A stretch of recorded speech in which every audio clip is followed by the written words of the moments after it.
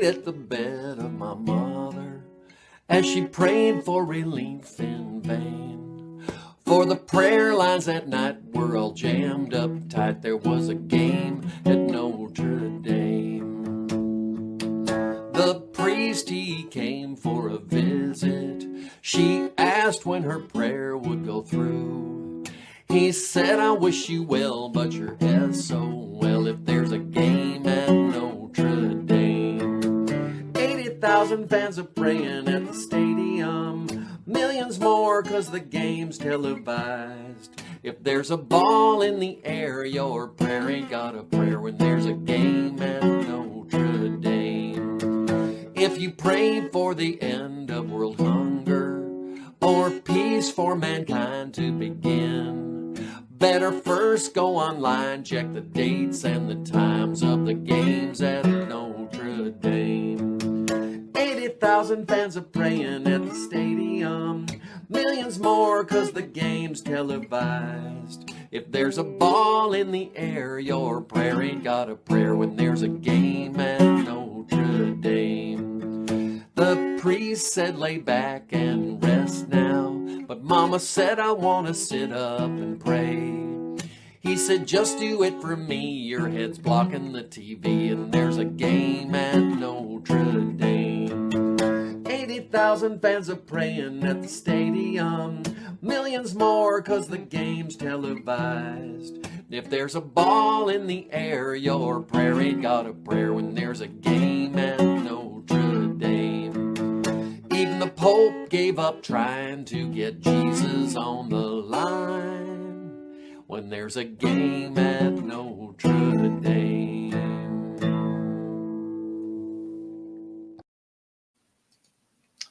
I love that song. That's a good song.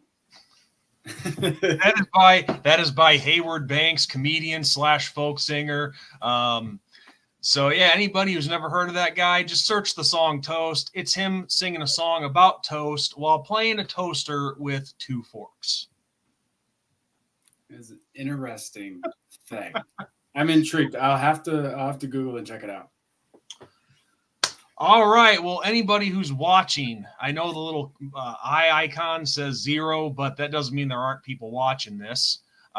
So welcome aboard, everyone. I am Sean Moyerity, joined once again by Matt Turbo Shelton, former Notre Dame wide receiver, and quickly becoming a good friend of Ben and myself.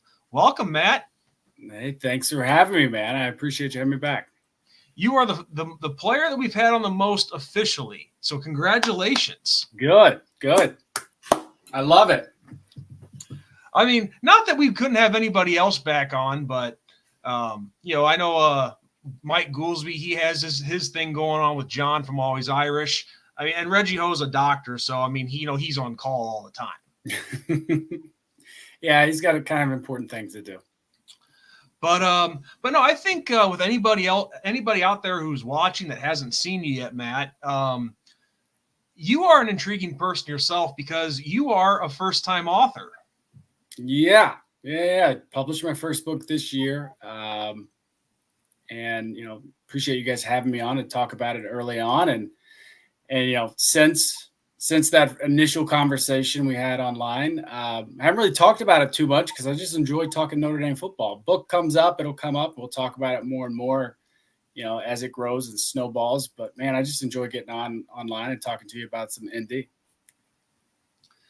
It's always a blast to talk Notre Dame football, especially with somebody who actually played in that stadium, scored touchdowns in that stadium, somebody who I saw play when I was still, I was technically out of high school when I saw that Michigan game, when I was in the stands for that one. That was my first year out. That Michigan game. Huh? So that Michigan game, that picture right there. Oh yeah. I just noticed that picture now. Yes. Yeah. Yes. Yeah, we were just talking before we jumped online about Darius Walker had 2 touchdowns in that game, and had one to kind of jumpstart us after halftime. Yes. I remember that day clear as day. It was, oh my God, hot as hell. It was miserable. And I was sitting next to this Michigan fan who literally every play Literally every play kept saying, I told you the story when the first time you were on. This guy, It was an older gentleman. He kept saying every play, he ain't going nowhere, fool. He ain't going nowhere, fool. And then once you guys started scoring, the he ain't going nowhere fools went away. Yeah, real quick. That tends to happen when you do something well. Those naysayers tend to shy away from the limelight that they are now in because they were wrong. Yeah. Oh yeah. When they get a taste of their own medicine and get it stuck right back in their face, it is. I mean, I can only imagine what it's like for you guys, the players, because you're the ones actually playing the game. But I can tell you from a fan point of view, it is just since we can't actually play the game ourselves. It was such a wonderful feeling to be able to just say, "Screw you, pal." No, bye. Yep. Back to Ann Arbor with you. Exactly. I mean, we have our moments on the field for sure, but most of the time we can't hear much of what's being said. Unless we're on the sideline, then we can hear a lot of it. But if you're in the game, you just hear just an off and just a hissing sound from the crowd, and that's kind of it. Well, I'm sure if we heard what you guys were saying on the field and it made ESPN that night or SportsCenter and whatnot, you guys would probably get fined or be in trouble. And when I say fined, I mean the university at that time. Yes. There were some not PG things said quite often.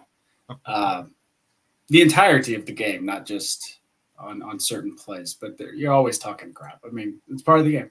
If you're not talking crap, are you even having fun? High school, in my particular situation, we were not allowed to cuss. Yeah. Well, at least all I know is if you were caught cussing, my head coach at the time, he was going to let you have it. He would probably even if you were a starter. See, I never started. I wasn't a good player, but I know if I had been caught, I would definitely have, for sure, not played at all the next game. Run laps for the entire practice, for sure. Yeah. Oh yes, absolutely. Or I just get told to pull my head out of my ass a million times because that was my head coach. That was his staple. His notorious quote, pull your head out of your ass. Yeah. It's a classic tool in the belt of a coach.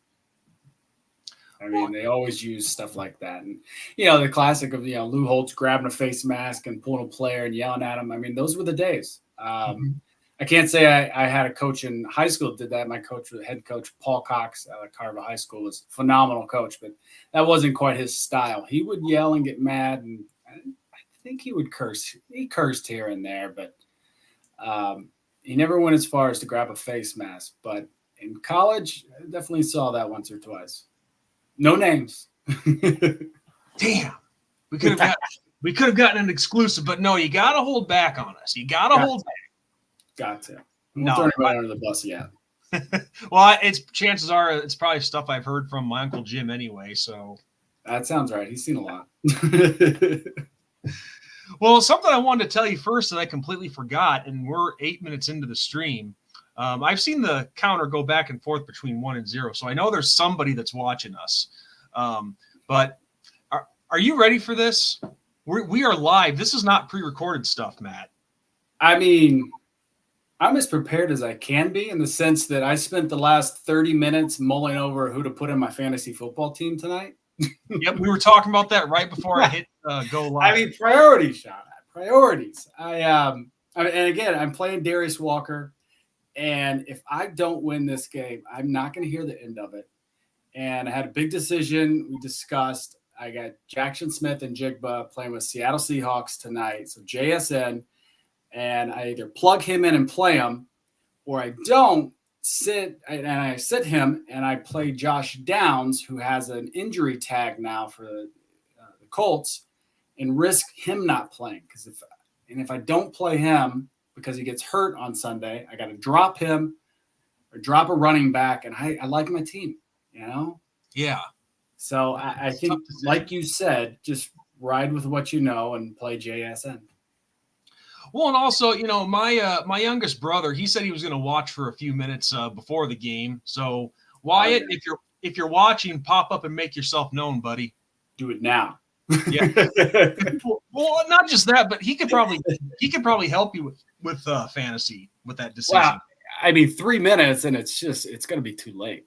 You know? Yeah. Well, that's true. So, that's true. I think I'm letting it ride. It'll be what it will be. But if I lose to Darius, I won't hear the end of it until we play again later in the season and I have another opportunity to beat him. And then hopefully, I don't know. It's a love-hate relationship with Darius. I love him so much, but when he beats me and stuff, I hate it so much. Yeah, I bet. But I got to say, though, I think I might have told you the story, but when I was there in 2004 to see you guys take down Michigan, yeah, Darius had one of the funniest comments in a postgame I've ever heard. Now, I know the week before when you guys played BYU, unfortunately, it didn't go how any of us wanted it to go. Yep. But he didn't have a snap that game. Yep. Didn't have a snap. And he comes into South Bend to make his debut against Michigan, has a great college debut to start his career. I forget the exact numbers, but it was like, 22 carries, 100 some odd yards, 2 touchdowns. Yep. So this was before they did all the rework to the campus and they got the the turnabouts there off of the main drag to coming from the tailgate from I think Whitefield, coming from Whitefield. So we're stuck in traffic trying to get back to the hotel. We're listening to the post game on the radio, and they're talking to Darius Walker, and the person interviewing him says, "Hey Darius, with the great game that you had to start your college career, why didn't you play last week?" His answer was so simple, but yet so damn funny. He goes, "I don't know." Sounds like Darius. He doesn't know a lot. I mean, what's he supposed to say? He's like, I don't know. Yeah, it's not his call. It's not like he didn't want to play. He wanted to play. Trust me. But it just we spent the next few days laughing about he really just said that on a post game. Oh yeah, I don't know. Yeah, but that's such a Darius response because it's so honest. Darius is a very honest guy. That's just one thing he would say. So I don't know. Nobody tells me. I go in when I'm told. Well, it just what was so funny about it is from the Blue Collar Comedy Tour guys, Bill Engvall, he had a whole skit where that was talking about most guys' response being simply, I don't know. Yeah. Now his I don't know were two different reasons. Yeah. But Darius fits in that same category. Why didn't you play last week? I don't know. It's classic Darius. Well, you would definitely know him a lot better than I would, but he sounds like a character. Oh yeah. I definitely know him a little better. I gave a speech at his wedding, so he put you in that predicament. No. Oh, I crushed it. I outlined like 3, 4, 5 bullet points, wrote it down, looked at it once the week of, and threw it away and just winged it. And I had his Mama Walker was crying. Oh, Laverne, she was all over it. She loved it. If you're making his mother cry, then you must have got something right. Or she had a lot of champagne. One or the other. Yeah, I mean, to me, champagne's pretty weak, but maybe so. Talking about mothers, you got to keep it respectable. Champagne. Yeah, because you can see. I got to think about it, because I told you the story the last time you were on with Ben and I for the Stanford preview. Yes. For those of you who haven't seen the Stanford preview yet, Matt joins us for that one as well. So make sure you guys go check it out. But yeah, I can only imagine what it's like for a mother watching her son get married. I'm sure she's kind of a wreck that day. Oh, no. Laverne, I've never seen Laverne a wreck. She's always stoic. I got you. That makes sense. Southern roots. She's, Atlanta. They lived in Atlanta, born and raised. Darius was, and I think he was born and raised there. They got roots in Arkansas as well, so I can't remember, but I think he was born in well, I know because I was actually watching clips from the 2004 game against Michigan the other day because we uploaded that as a short, one of the plays in there. And Buford High School in Georgia, that's where he went. Said he broke all of Herschel Walker's records, which, holy cow! And I'm not exactly sure where Buford is. So, but if he's I'm guessing near the Atlanta area if he has roots there. Yeah, I think it's suburbs. Okay. My geography is terrible.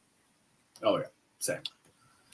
So yeah, we got 2 people watching right now according to the counter. So you guys know the drill with how we usually do things on live shows. Here is the link in the live chat section. Now, if any of you guys want to come on here and talk with Matt and myself for a few minutes, hit that link. That'll take you right to the back door of StreamYard, and we will bring you on. And so yeah, any questions? Let's let them roll. So there's your guys' opportunity to come on and be on the show with Matt and myself. So since we got some people watching, Matt, and maybe you're tired to death of doing this, but as far as I'm concerned, that's 2 people that could be a sale for your book. So why don't you tell everybody about the book that you wrote and give it a plug, man. Give it a plug. Yeah, deal. It's done. So Rising Through Every Fall, published it in July this year. And what it is a book about my career, and it goes through all the injuries I've had. So all the ups and downs and falling down and getting back up. And it's during that time frame of high school and rolls into Notre Dame, where I had those 5 head coaches in 5 years. So I started off with Davey, had O'Leary for a week, Willingham, Kent Bear for a month, and Weiss. So I had a very unique, one would say unprecedented time in college during that era with those coaches. I mean, it was just a ridiculous time and so much uncertainty and so much doubt. And, you had to fight through that as a kid. Back then it wasn't, oh, I have a coaching change. Well, I'm going to leave. A couple people did that, but it wasn't the norm back then. These days, if they don't get to start day one, they leave. Like Darius didn't start the first game. If that happened today, kids are leaving. You didn't have that back in the day. So it goes through that whole tumultuous time of all those coaches and all the injuries. And I had, an infection, almost died, and still was able to break a record at Notre Dame and ended up at the Patriots. And it goes through that whole ordeal, let's call it. Yeah.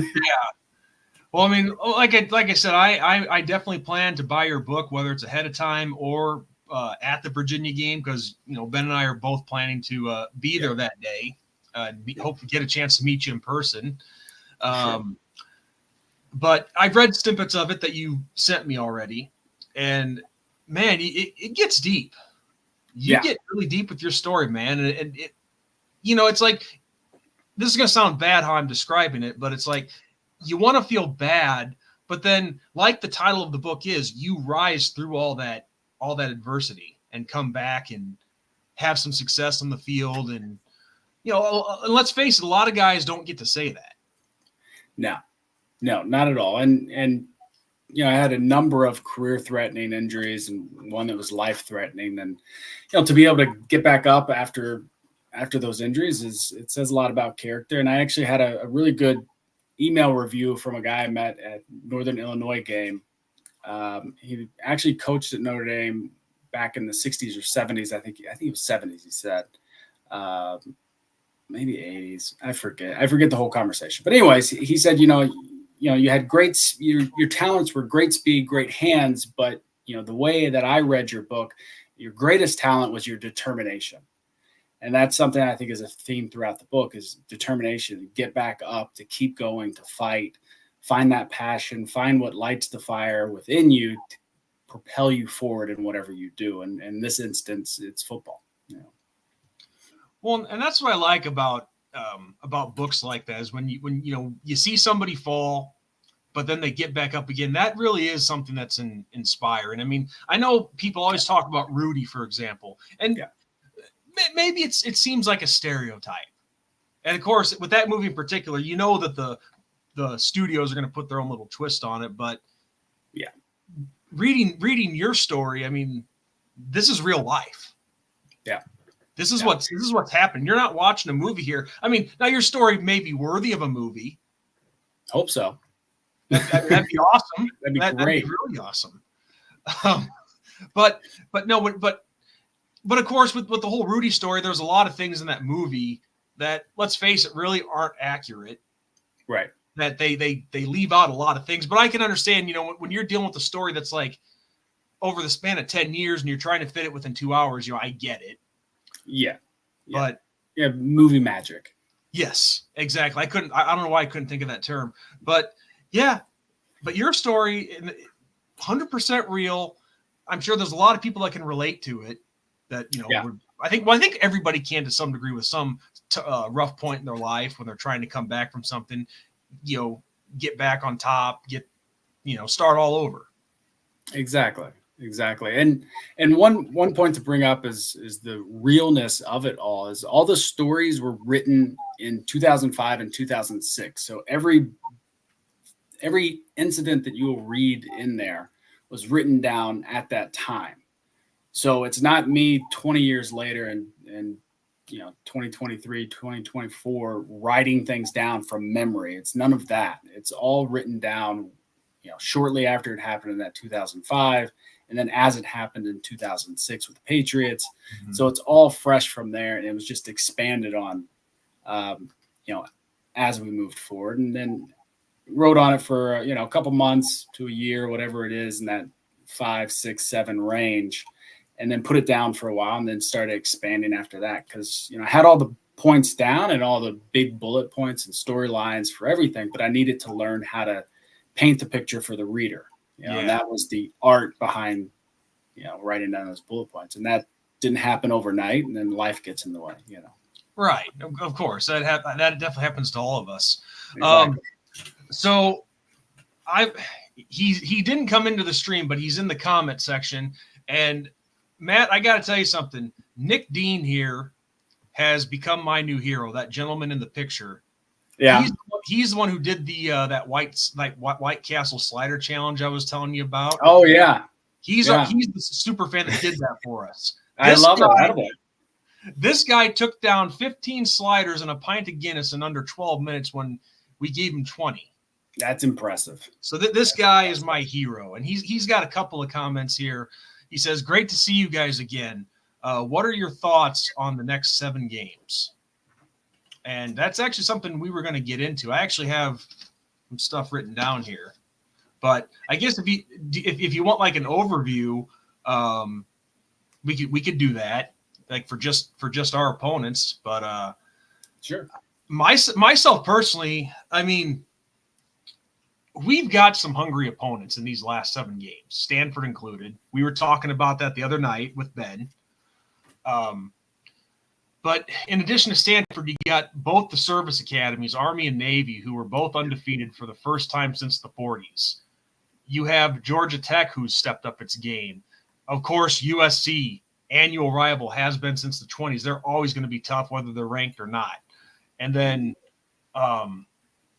without looking, we got Florida State, who, and Ben made this point very, very clear in the preview. Florida State, doesn't matter how they're doing, don't sleep on them. They're a big brand. They're going to wake up and start playing like Florida State anytime. And Virginia, another tough opponent that won't go away, and so on. So I think we have a good chance, in my opinion. We have a good chance to run the table, but we gotta play consistent Notre Dame football for that to happen.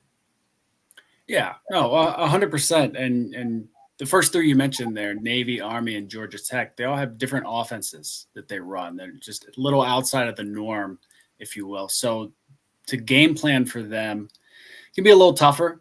Those service teams, there's no quit in them. I can tell you that. It doesn't matter if they're winning by 15 or 14 or if they're losing by 45. They don't stop. That's the thing with them, is you can't take them lightly. And they run different offenses that you just don't see all the time. So they can, if you're not prepared and you take them for granted because of, their track record over the last 50 years with football, and you are setting yourself up for failure. So I can guarantee right now that the coaching staff did work against those offenses a little bit over the bye week because, with those, you need to game plan and start early in the season. They probably did some work on it in preseason as well, because it's just so unique. And if you're going to see it a couple times with these teams, you need to start preparing for it. So I think we're prepared for those guys. I don't see any issues there. because we're not going to take anyone lightly like we did in IU. And then you got to watch out for the teams that have athletes, and that's your Florida State, your Virginia, your USC. Are those guys top 10 teams right now? No. Some have been, and they're there for a reason, and they slipped up.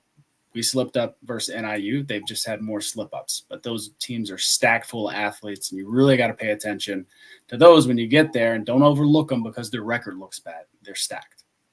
They may not be in the top 10 right now, but they have top 10 talent. Exactly. They're capable of beating you at any time. Yeah. So you better be ready to counter. Yep. And something I wanted that just popped in my mind, Matt.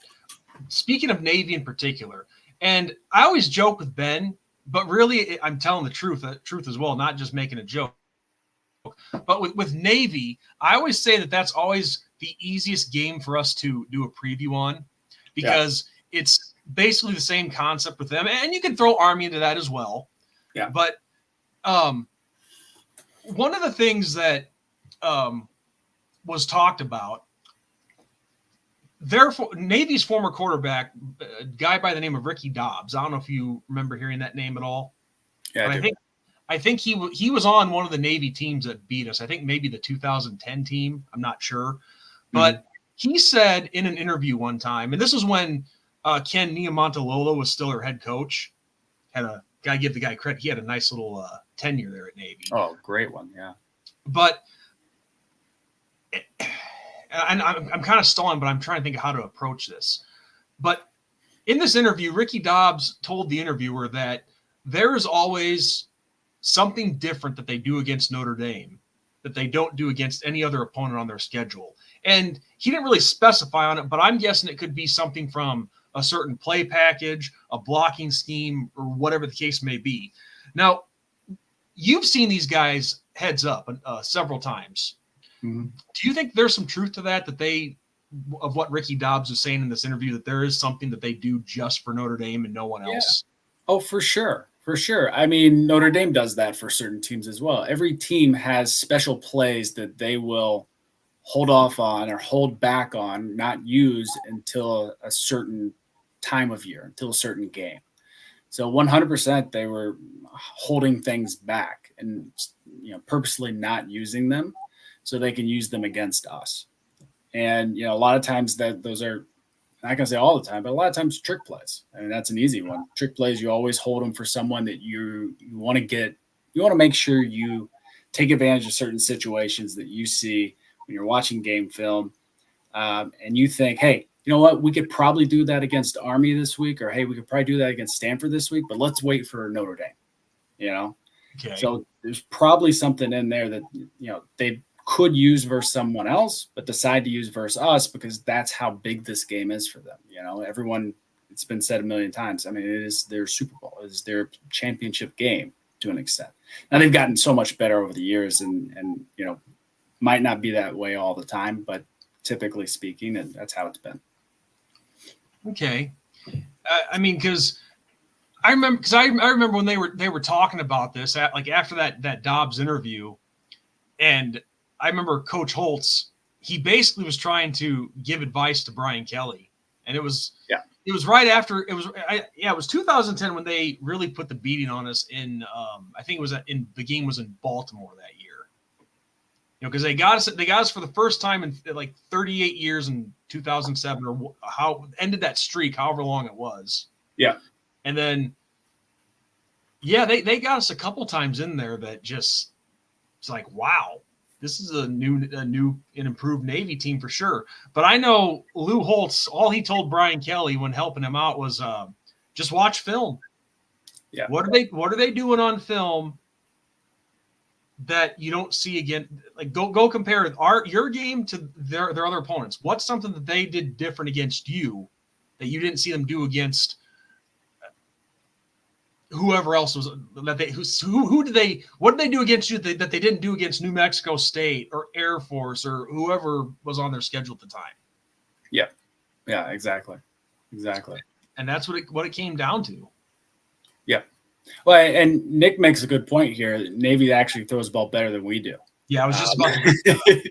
I like that comment. That's an accurate comment. And they do. And that's what makes them even trickier this year is they're still running that offense, that wing T, that triple option type offense. They still have those wide splits. They're still just, gritty players. And now they can actually throw the ball. So that makes them even more complex, even more challenging for us this year is we have to adjust to that new stuff that they're doing, which is actually throwing the ball. And that's tricky when you got to play action pass, triple option. He steps back to throw it. And you've been just smash mouth football all day. Cornerbacks and safeties have to hold their water. Oh, yeah. And one thing that we do know that's never going to change, regardless of having a different play scheme, blocking scheme, whatever they do, one thing that we know that we can expect 8-9 minute drives when they do score. Ball control offense. Yeah, I mean, geez, you on average they hold on to the ball for what, like 40 minutes? It seems like. Yeah, forever. So you got to take advantage of the opportunities you have. But now that they're passing more, I don't know what their time of possession is and how that's shifted this year since they are passing more. It's come down some, but they're definitely still sticking to who they are, which is their run game. Oh, I can guarantee you when we get to Navy on the schedule, what we're going to see a lot of is this: Navy's offense is on the field. They line up under center. Quarterback backs off at least 2 times in the play clock. Looks over at the sidelines, and I know one of those he's doing it on purpose.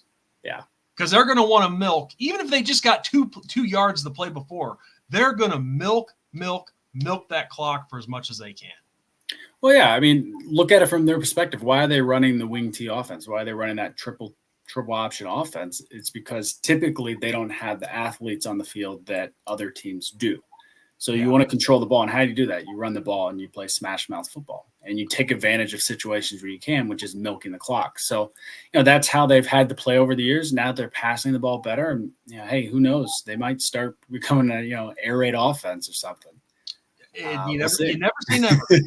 You never say never. I mean, who would have thought the conference realignment would go the way that it has, and that you'd see West Coast teams in the Big Ten? But I don't want to digress or anything. But you never say never, never. Exactly. Especially with a service team, because they never stop. They don't quit. Well, and also with the service academies, people forget that there is a weight limit when you're in the academy. I mean, you see, obviously these kids are looking at their service first before football, right? Without question. So you're not going to see really any 300+ pound offensive linemen for Navy, Army, or Air Force. So you're right. You have to run an offense where you have smaller guys. And when I was in high school, we ran the wing T as well. And I mean, granted, we had some guys that were over 300 pounds on the line. Yeah. But that was exactly how we were coached. We were coached on offense, get 4 yards every single play. Yeah. That equals your first down, and that eventually equals your touchdowns and whatnot. Yeah. We did wing T in high school as well. It's what Coach Cox ran all the time. So we stuck with that, and I grew up on that. And that's why when I got to Notre Dame, I had to learn how to become a true wide receiver, because we did that Navy offense. Yeah. I mean – it's heavy running for sure. You're not kidding. Yeah. Well, let's see. Let's get back into some of these comments here. A lot of comments from Nick, but hey, like I said, he's our super fan.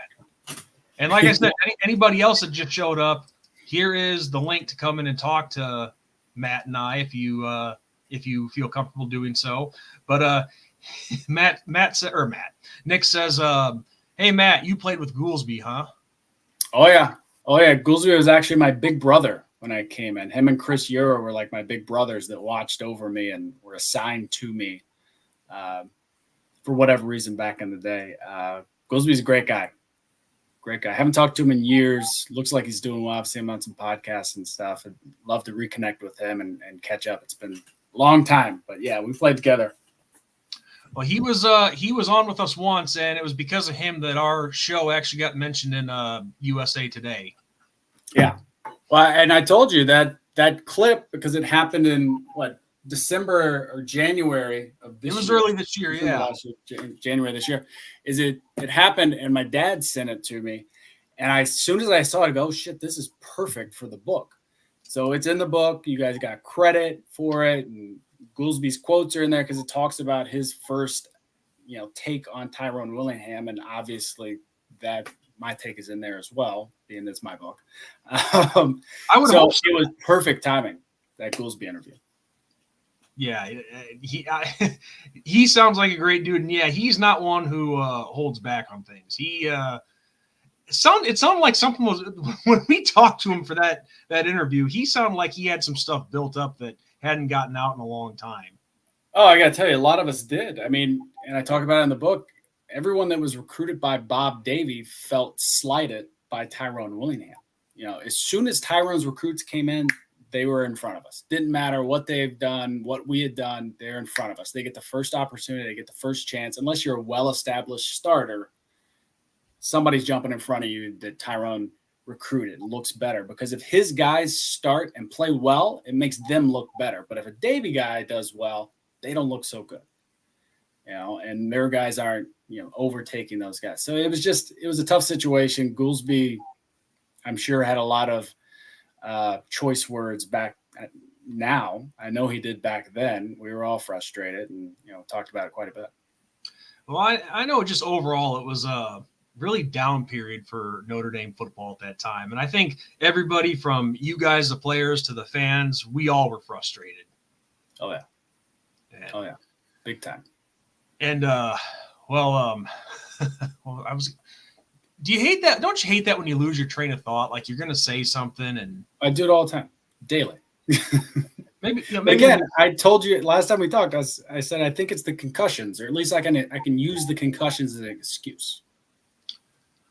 Well, I can tell you one thing with that. In high school, I didn't really see the field enough to worry about concussions, but there was this one time in the locker room. I had the bottom locker. The dude that had the locker above me, he had his open. I was taking my stuff off. I come up, bam, back of my head, right on the top locker door. Man down. But it didn't result in a concussion, though. I'm just saying that's the closest I've came to getting one. Yeah. Almost broke my neck, though. But, I shouldn't even go there because this weekend is my 20th high school reunion, my 20th anniversary. So I want to keep the good memories alive, not the bad ones. Exactly. Focus on the good. So let's see, where were we at here? Nick has another comment. And welcome to everybody else who showed up. We're not ignoring you. We just got a lot to cover. Nick says, Lou did not like Kelly because he had very little respect for Notre Dame. And, well, I'm sure this opinions on Brian Kelly vary, but he can definitely come off as an asshole. There's no question about that. Yeah. He definitely could. He's a fiery guy, though. Yeah. I know that him and my Uncle Jim, they had a few run-ins, and I don't know if I should really tell those stories. I probably should call Jim and ask him if he's okay with it. But I think he would be because he sent a Christmas card one year talking about grumpy coaches. Well, he's been there long enough. He's seen a lot of those. Oh, we saw all of mine. He saw all 5 of mine. And I'm sure he disliked a good portion of them. Oh, he said Lou had his moments. I'm not going to use the choice language that he used because I do have respect for Notre Dame, and I know it's not an easy coaching job stepping into, but he said they basically were all jerk-offs with the exception of Lou Holtz because he said that Lou Holtz understood it when he'd have to sit a guy for a game because of an injury or something. Yeah. But he said that Kelly just would have none of it. He said Kelly was the biggest jerk of a coach he ever worked with. Yeah. And Charlie Weiss, he said kind of the same thing, but really more with Charlie, it was arrogance and just being completely full of himself, coming off the Patriots. Right. And, well, just Willingham, Bob Davie just kind of there. But he said that all these coaches had their moments. And a part of me gets it. I mean, any head coaching job, especially at that level, there's enough stress as it is already. So it's not really shocking if they are jerks. Yeah. No, and it's a high pressure job, and you're dealing with 17, 18, 19, 20-year-old kids that are trying to grow up, and they need to grow up faster under the limelight of Notre Dame in the sense of you're scrutinized from day one because you've got a scholarship to Notre Dame. And you are on a different level than everyone else, theoretically, right? So, they got a lot of pressure to mold these kids into being fine young gentlemen off the field, and on the field being guys that want to, rip someone's heart out and eat it. I mean, that's the mentality you have to have on the football field, is to, destroy the opponent across from you and do harm to them, and then shake their hand afterwards. And if they beat you and you end up getting, your butt kicked, shake their hand and move on. Be a man about it. So it's tough spot. Well, and going back to Brian Kelly for a second, I can definitely see how he would rub people the wrong way. But I think it was more, I mean, listen, the way I see it, no matter where you go to coach, I don't fully believe that he had no respect for what Notre Dame was or what Notre Dame is at all. But I think he definitely did a lot of things that a lot of people weren't used to as far as like coaching goes. Yeah. And, regardless of how people feel about Kelly, what he did, now he didn't get us over the hump to a major bowl win or a national championship. And I say this all the time because this is what helps you remain grounded when you're as a critic on the outside looking in. But under Brian Kelly, we had been to places that we had not been to since Lou Holtz was the head coach. 100%. I mean, when was the last time we'd been ranked number one in the country? Lou Holtz. It was the last time we made it to a national championship. Lou Holtz. So, yeah, I mean, so regardless of how people feel about Kelly, there are a lot of things he could have done different with, how he coached and his recruiting, I'm sure. But he got us to places that we hadn't even sniffed in years. Yep. And look, I would have loved to play for Brian Kelly. And why? Because I'd rather play for one coach for 5 years than 5 coaches for 5 years. So simple fact of I'd have one consistent guy the whole time. I would have loved to play for that. That would have been interesting to see what I could have done, and interesting to see what other players could have done that they were at Notre Dame during my time. Because there was, I want to say in my 5 years there, our recruiting classes, besides, there were a couple slouch classes, how they're ranked, but that's because of transitional things. But imagine if we didn't have those transitions going on, it wouldn't have been a top 45 class. It would have been a top 10 class. Because that's what back then, that's all we were doing. We're top 10 classes. So we had the talent. We just kind of didn't have the offensive system and game plan to highlight some of those guys. Our defenses, if you look at our era, were phenomenal. So if we could have had a consistency of one coach back then, I think we would have been a lot better, at least. I'm not going to say we would have won a national championship. Who knows? But we would have been a lot better. Oh, yeah. I mean, a national championship is never guaranteed. Not at all. But being better, absolutely. 100%. And I think we would have had a chance to be in that talk every year instead of just, getting to a Fiesta Bowl here and there. So, we kind of already covered this, but we'll of course, we're going to answer the questions. Do you think Notre Dame can beat Navy this year, Sean and Matt? I think they can. As for Nick Dean, I'm going to have some White Castles this weekend. We've started something. Nick, you, me, and Ben have started something. You set the bar. Well, that video. Hey, listen, that video is on our channel. To anybody who hasn't seen it, go watch Nick Dean take down a bunch of White Castle sliders and a pint of Guinness. But getting to business here. Yeah, of course we are capable of beating anybody. But I know what you're talking about, though. Navy, as we've mentioned already, Matt, they're starting to they're starting to air it out more, running the wing tee. Very tricky offense to defend. But are we capable of beating them? Abso-freaking-lutely. 100%.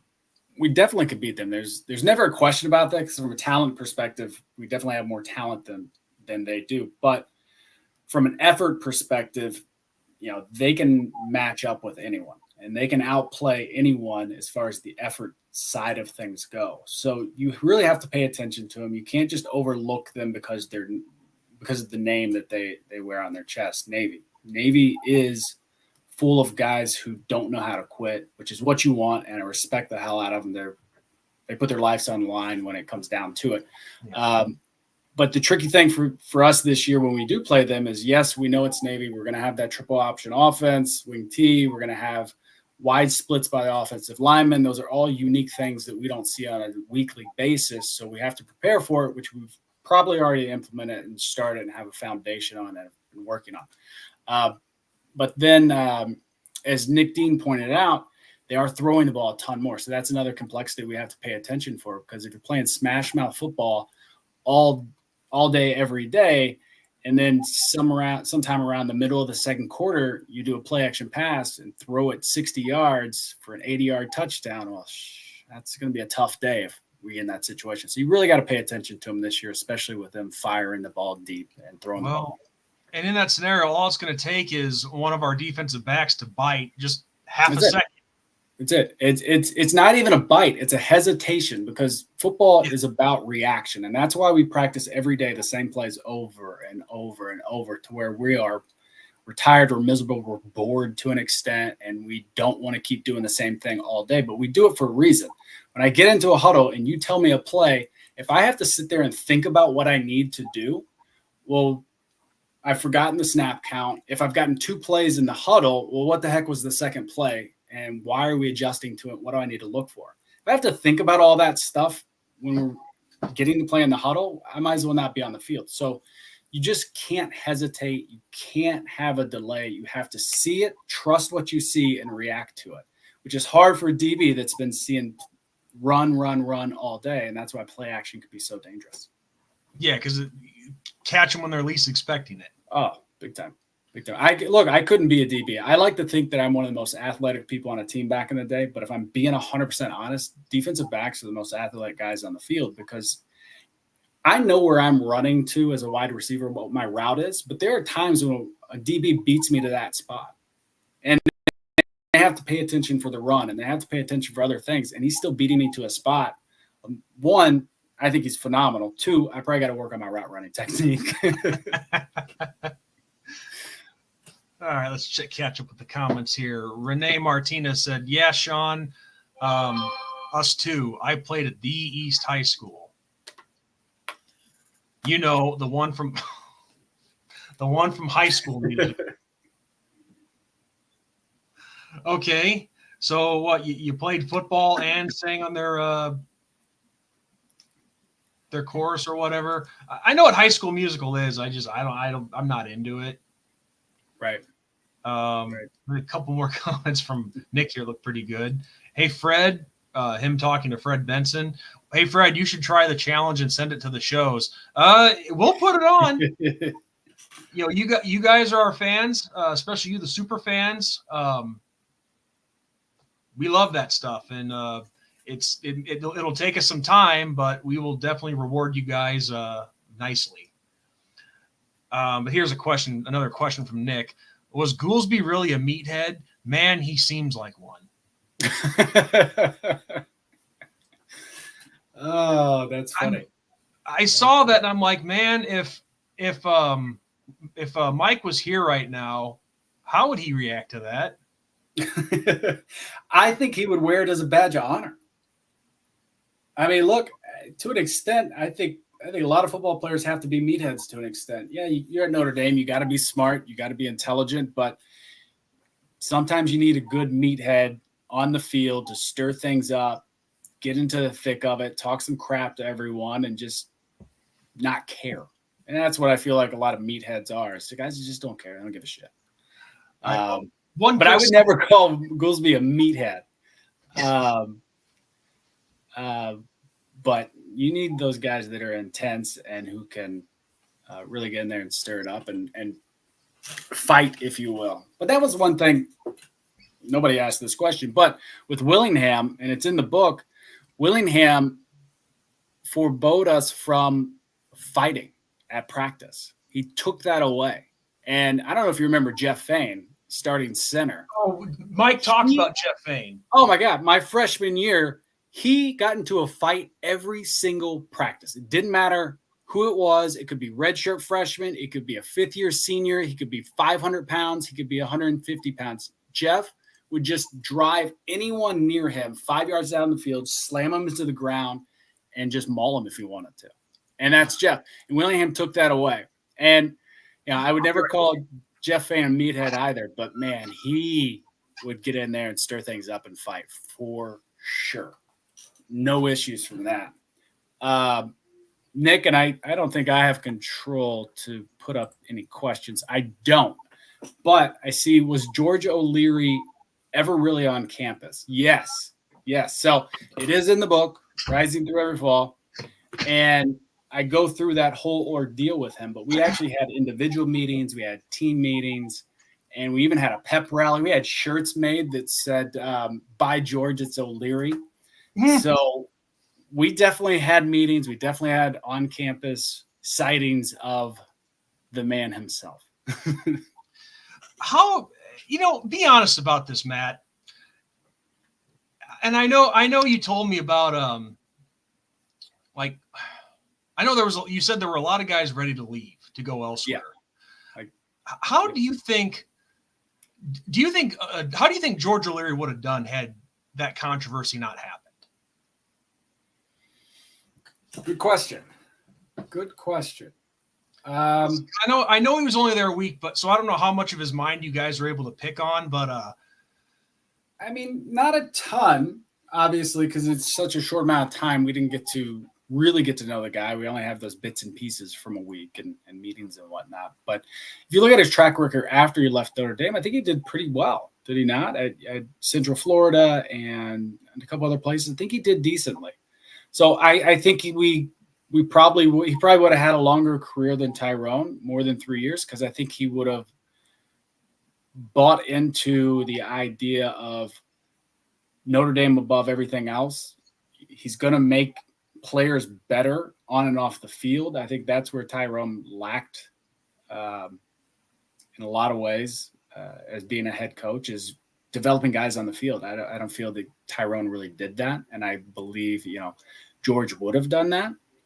And that's coming from a place of ignorance, because I didn't have George for more than a week, so I can't really speak to it, too much. But I just had a feeling that he would get in there and get down and dirty and coach players on the fine tuning of techniques. Whereas Willingham, he taught me how to hold a football every single coaching point I ever got from him. And I had a lot of coaching points from him over the years, and it was always how to hold a football. And that was it.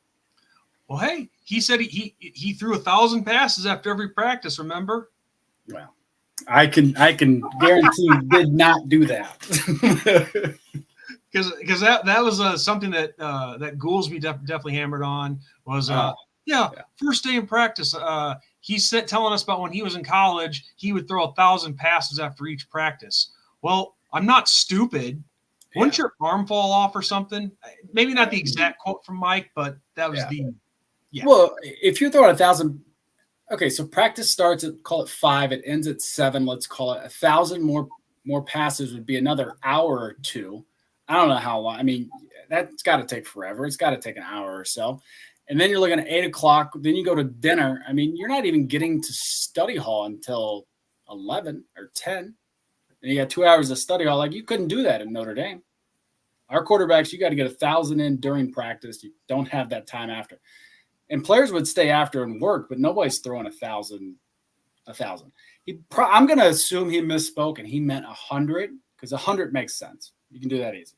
Yeah, I could see that a lot more than 1,000. 1,000? No way. I don't even think Tom Brady's arm could handle 1,000 passes after each. You can practice. catch 1,000 balls after practice, sure.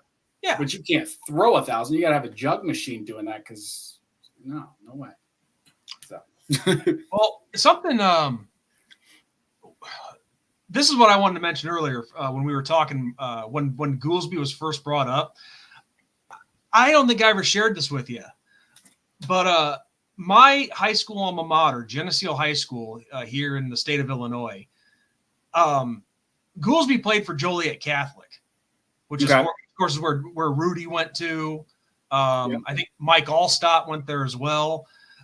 It was actually a Mike Goolsby-led Joliet Catholic team that knocked us out of the playoffs back in '99. And I was in 8th grade. And I remember I found a picture. Let me see if it's still on here. But I found a picture of Mike standing over one of our players. He was standing. No, it's not here. I think I deleted it. But he was standing over one of our players, and when we had Mike on, I said, "Hey, Mike, take a look at this picture and tell me what's going on here." And it's your typical picture where he just hit somebody and he's looking down at him like, "Yeah, stay down, punk." Kind of like that. And he didn't use punk either. No, I believe that. I believe it was definitely something else. Oh yeah, probably bitch. Let's just say it. Yeah. That was like I said, the word. We're PG-13. There you go. There you go. But when I showed him that picture, he's like, "Huh, I don't exactly remember that play because it has been a while ago. But I think I hurt that kid though." Yeah. And I'm just like, "No, he's only laying on the ground in pain. I don't think he's lounging in a chair having a drink." No. But all I know is that Joliet Catholic team he played on, they were phenomenal. Nothing but props. I heard stories. So yeah, I just wanted to throw that out there. It was pretty funny. So getting to some of these comments, I think we're finally getting caught up here. This has been one that's gotten thrown out a lot. Yeah, but Lou won the big games. Kelly never did. We all know that. I mean, that speaks for itself. I mean, the videos are out there of past games. All I'm saying is, yeah, Kelly never got us over the hump, but he got us back to relevancy. Nobody can deny that. Yep. Here's another question from Nick.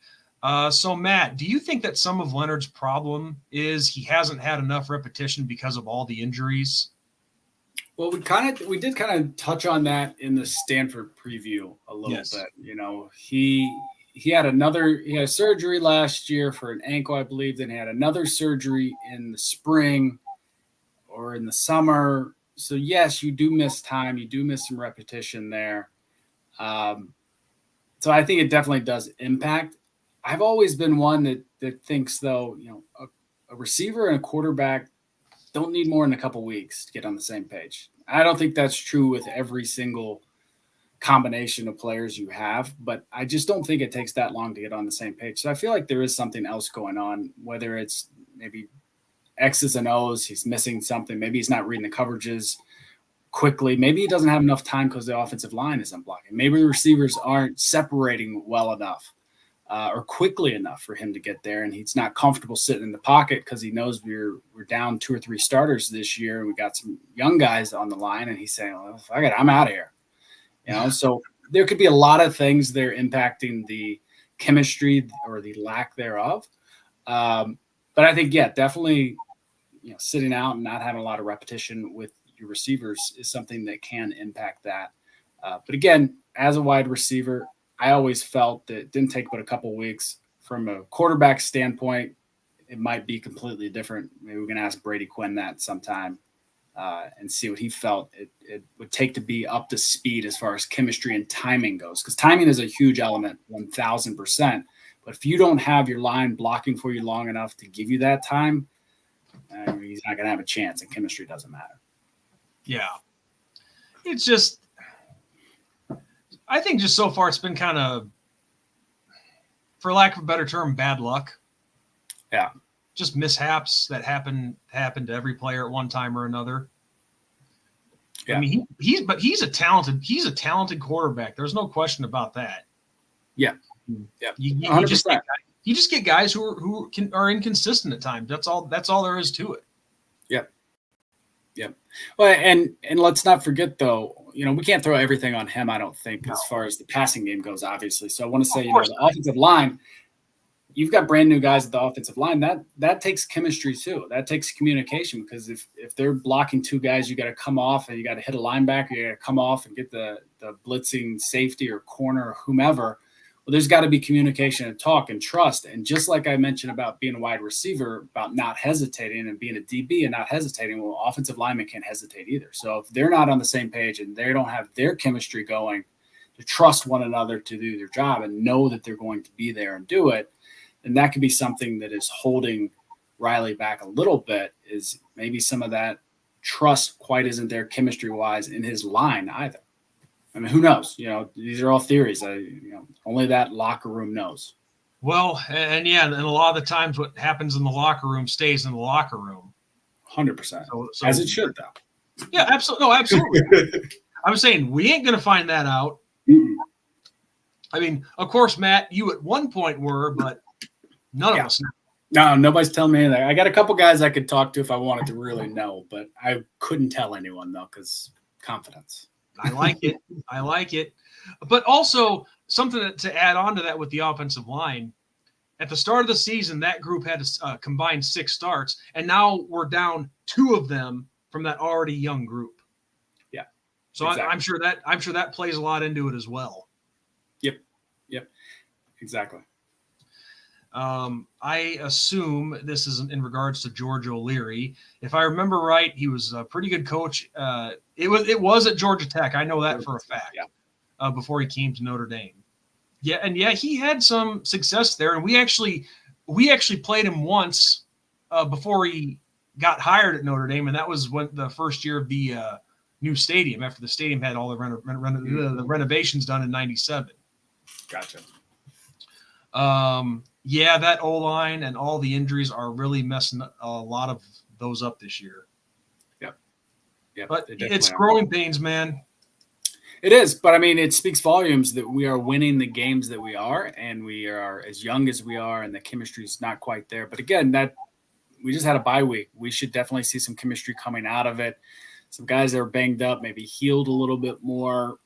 Maybe who knows? I always like coming out of a bye week. It's good and bad because players get to rest up, but it's kind of like you're seeing with baseball right now. Those teams that got a bye aren't maybe on fire as much as they were, like the Padres and the Dodgers. I was watching them, right? Because I've been in LA for 13 years. I'm a Dodgers fan now. Don't beat me up. I'm an Illinois guy. I'm been Cubs from day one, and I will be Cubs for the rest of my life. Yeah, but I'm a Cubs fan too, number one, because WGN growing up down in Memphis, that's all we watched. But I saw an interesting side-by-side or comparison of the last however many years of teams that had a rest versus teams that went right into playing baseball in the playoffs. And usually the team that went right into playing kept their momentum and won the series and beat the better team.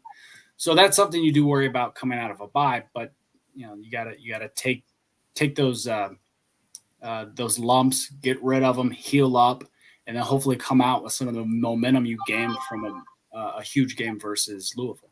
Mm-hmm. Sorry, I got sidetracked there. I always keep my phone here because I never know if I'm going to get a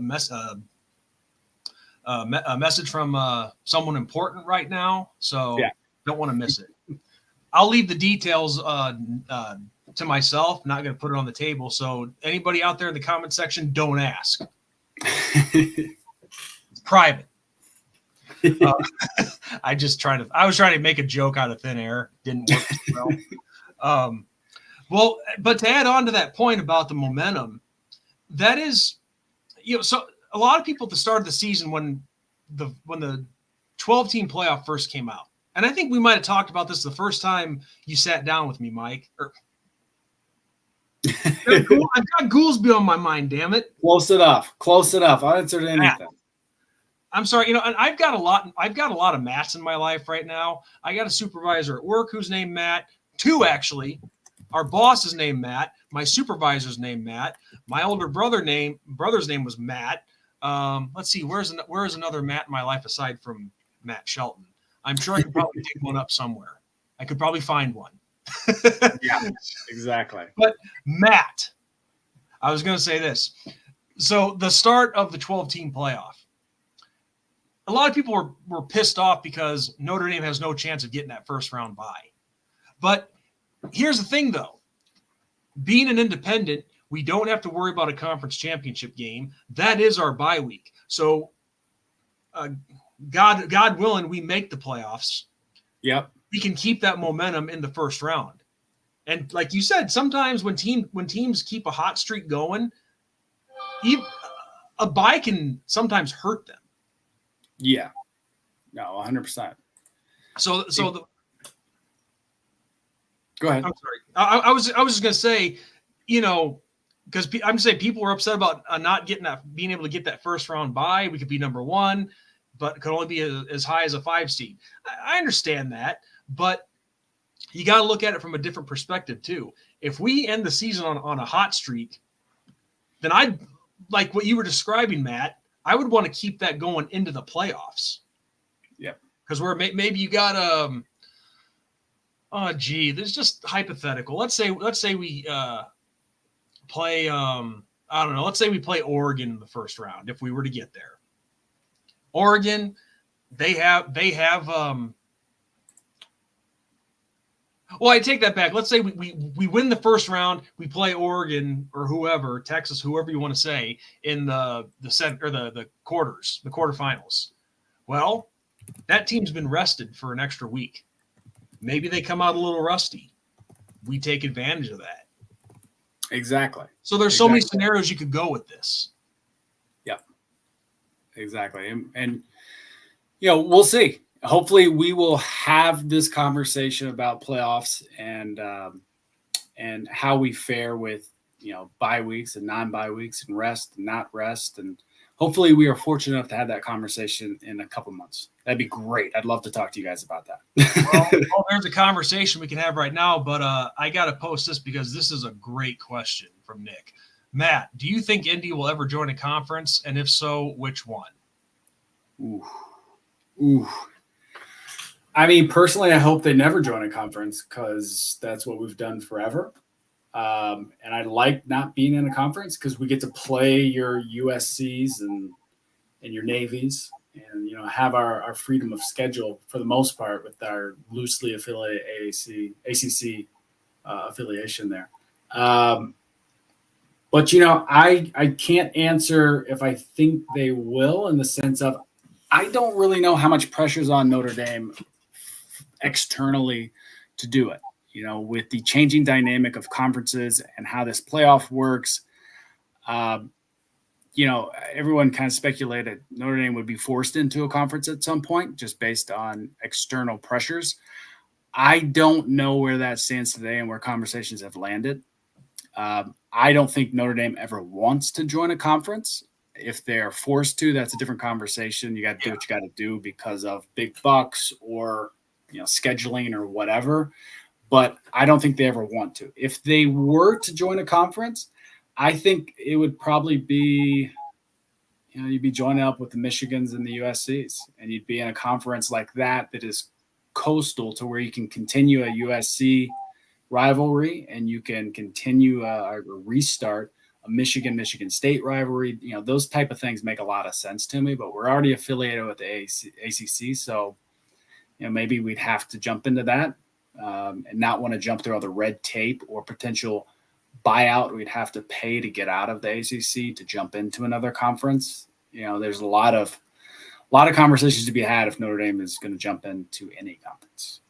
Yeah, and I know as it stands right now, the deal that we have worked out with the ACC is if we became full members by 2036, then if we were going to join a conference, we have to join the ACC. That's how that contract is laid out.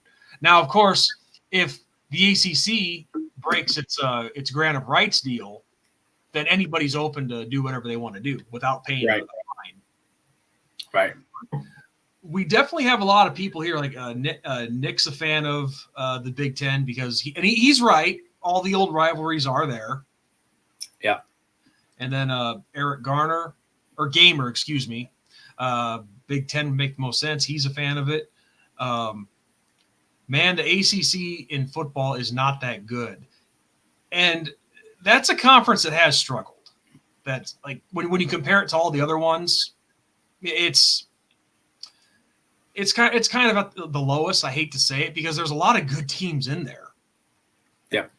They're just struggling for whatever reason. And, when we signed on to the ACC, it wasn't that bad and it wasn't struggling. And Dabo was at the height of Dabo being Dabo, which Clemson was a formidable force, and they haven't been over the last couple of years, but they're seemingly back now. So hopefully it's on the uptick. And then, hopefully Florida State will figure it out because, again, they got a ton of athletes. Hopefully they don't figure it out this year so we can beat them, but you know what I'm saying. Right, I got you. And I know people have brought this up a lot, but it is surprising still that to this day, since Miami joined the ACC from the Big East when the Big East was still playing football, that they have not won a conference championship in the ACC to this day yet. Who is that? Miami. Oh, wow. I didn't know that. Yeah, Miami has never won the ACC championship since they joined the conference. That's wow. So it makes you wonder what is going on with this conference. I mean, yeah, that's nuts. Yeah. So, but with that said, speaking of the conferences and the playoffs and whatnot, I don't know if you have yours in your mind, but I wrote mine down. We got to do this, Matt, with all the chaos that we just came off of this past weekend. Yeah, we got to do our midseason. We got to do a midseason playoff prediction here. All the teams don't have to be ranked. We're just naming. You could have given me a heads up that we were going to do that. I sent you a text. No.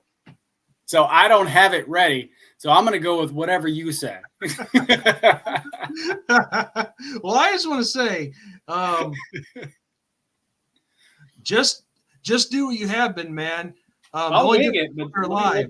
Let me look up. Let me put some teams in front of myself so I can see it at least. And I'm reading an actual message that I sent Matt earlier. As for topics, we can discuss whatever. One thing we could do is a midseason CFP 12 team playoff prediction. That's one thing we could do. That's not a in stone. That's a I know there's no maybe. Okay. There was no official contract. We didn't sign a contract but just hey, we'll figure it out. Okay, well, I'll just share mine. Like I said, these aren't ranks or these aren't rankings. This is just the field. Yeah. So we got the 4 power conferences, the group of 5, and then the remaining 7. So here's what I have for my playoffs at this point. And anybody watching, if you want to say, Sean, you're a moron, which I've heard a lot worse in my 4 years on this channel, go right ahead. This is just how I see it standing now. But as far as I'm concerned, after this past weekend, everything's wide open. We got just as good a shot as anybody. So, but the Big Ten, I have Ohio State winning that. Even though they lost, I still like Utah for the Big 12. Texas, they're rolling right now, so I like them winning the SEC. ACC, you have Miami who's making a push. You have, surprisingly, SMU, first year in the conference, they're making a push. But I still like Clemson winning the ACC. You know, Dabo had, like we were just talking about, he has the experience. He knows how to do Dabo Sweeney things. Yeah. Group of 5, this was really tough for me. Really tough because it seems so obvious, but at the same time, I could see one of the service academies taking a spot, but I can't say that just yet. I got to see a little more. But I like Boise State taking that group of 5 spot. Yeah. And then here's the rest of my field. The Irish, of course. If we were legitimately not in it, I wouldn't have us in there. But Notre Dame, Oregon, Georgia, Penn State, Miami, Ole Miss, and Alabama. I think Alabama finds a way to come back from Vandy. I can agree with that. Yeah, you would be hard pressed for me to really change that at this point in time. Don't weasel your way out of it. Well, no, I was going to say I can see I can see Miami stumbling. I think you saw, a piece of their armor kind of fell off this past weekend. They should have lost to Cal at Cal. Who knows? A night game, other side of the country. Maybe that affects them, but they've been there before. So I can see them getting out. I could see like a Texas A&M has looked really good. If they can withstand that SEC schedule, I could see them jumping in potentially. I almost put the Aggies. Yeah, I could see them jumping in and taking out Miami there.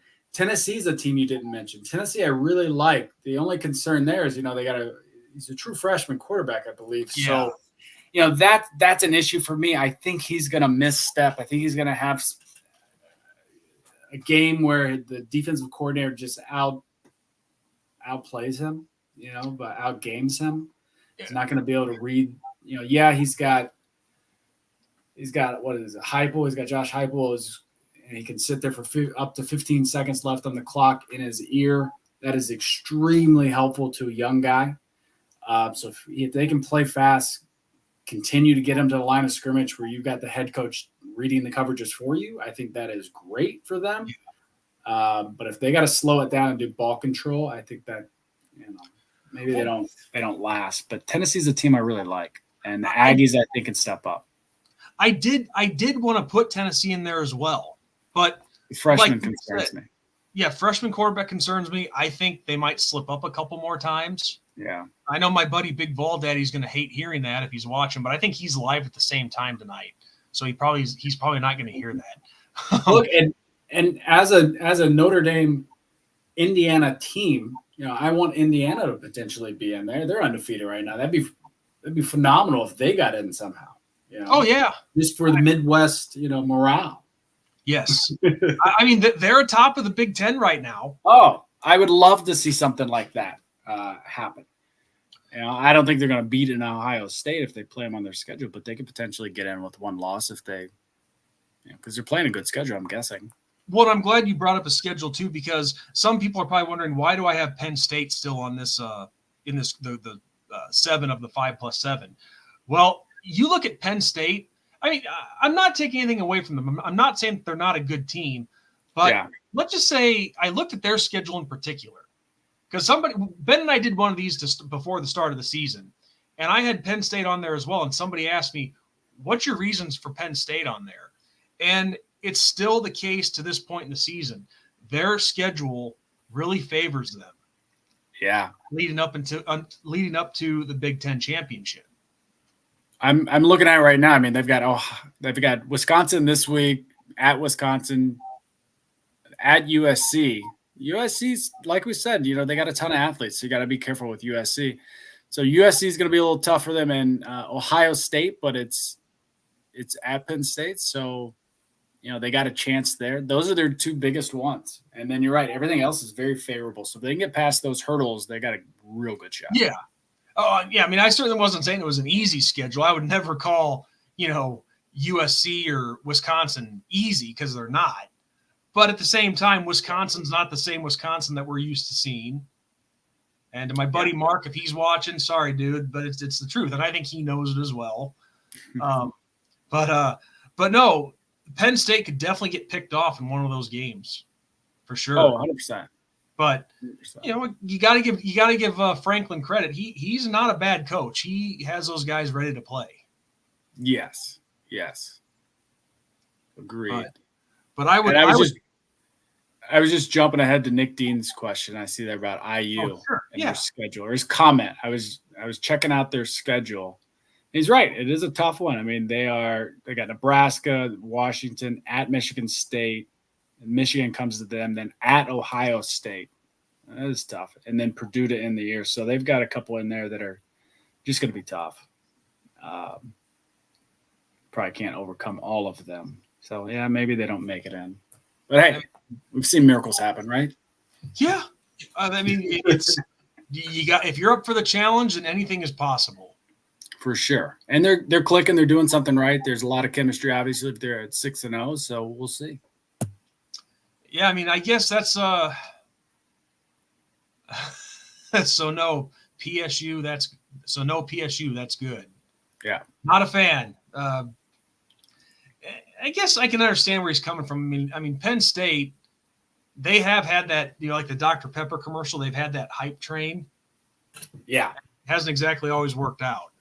It hasn't, but look, I really like their quarterback. I mean, they were hyping him up big time last year as a true freshman. And he checked a lot of boxes, just didn't quite have the year they had hoped as a true freshman. But this year, I mean, he looks like what he was. See, I lose my train of thought too. All his accolades. He looks like the guy that they brought in as a 5-star guy. So we'll see if he can keep that going. And I guess that is you know, I know a lot of people hate the conference realignment and all that, but I guess as I've always said, there's pros and cons to everything. As far as the uh, conference realignment, the NIL, all that. There's pros and cons. This is definitely a pro of the conference realignment that I like, is seeing all these top teams beat up on one another. Yeah, it has been pretty entertaining to watch. It's great. I mean, it's good for college football to have these great games and all of that. But man, you lose a little bit of that tradition when they start jumping conferences. You hate to see that. Yeah, that's true too. But like I said, pros and cons that you're going to have. Both. Exactly. Nick says, I went to Indiana, so I will have to root for them too. Well, you're not forced to do anything, dude. No, I get it. Ben, for example, he went to Western Kentucky, I believe. So he has some heart for the Hilltoppers. Oh yeah.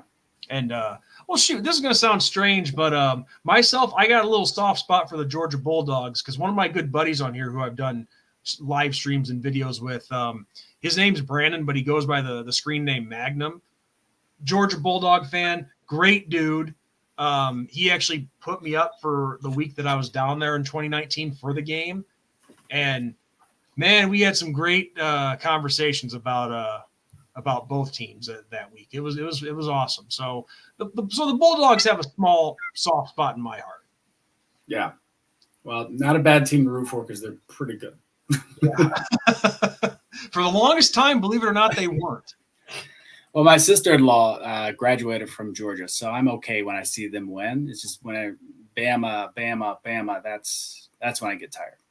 Yeah, Georgia was something new. They were like a breath of fresh air. Yeah. Nick Dean says again, I think it's funny all the Big Ten coaches are complaining about all the travel this year. Well, you guys complained to your conference commissioner. You guys brought all those schools in from each coast. Exactly. And you look at it and you just think, oh man, that travel sucks.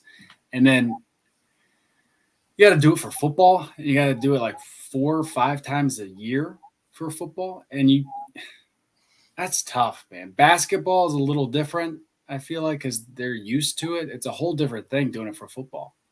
Well, here's the thing, though, with basketball. And I remember talking to one of my coaches about this. And I think it's mainly just because of the fact that football is such a high, heavy contact sport. You can only play one game a week. Basketball, you can play multiple games a week. So I think maybe that has something to do with it. Yeah. Just like how each of the games are played. Yeah.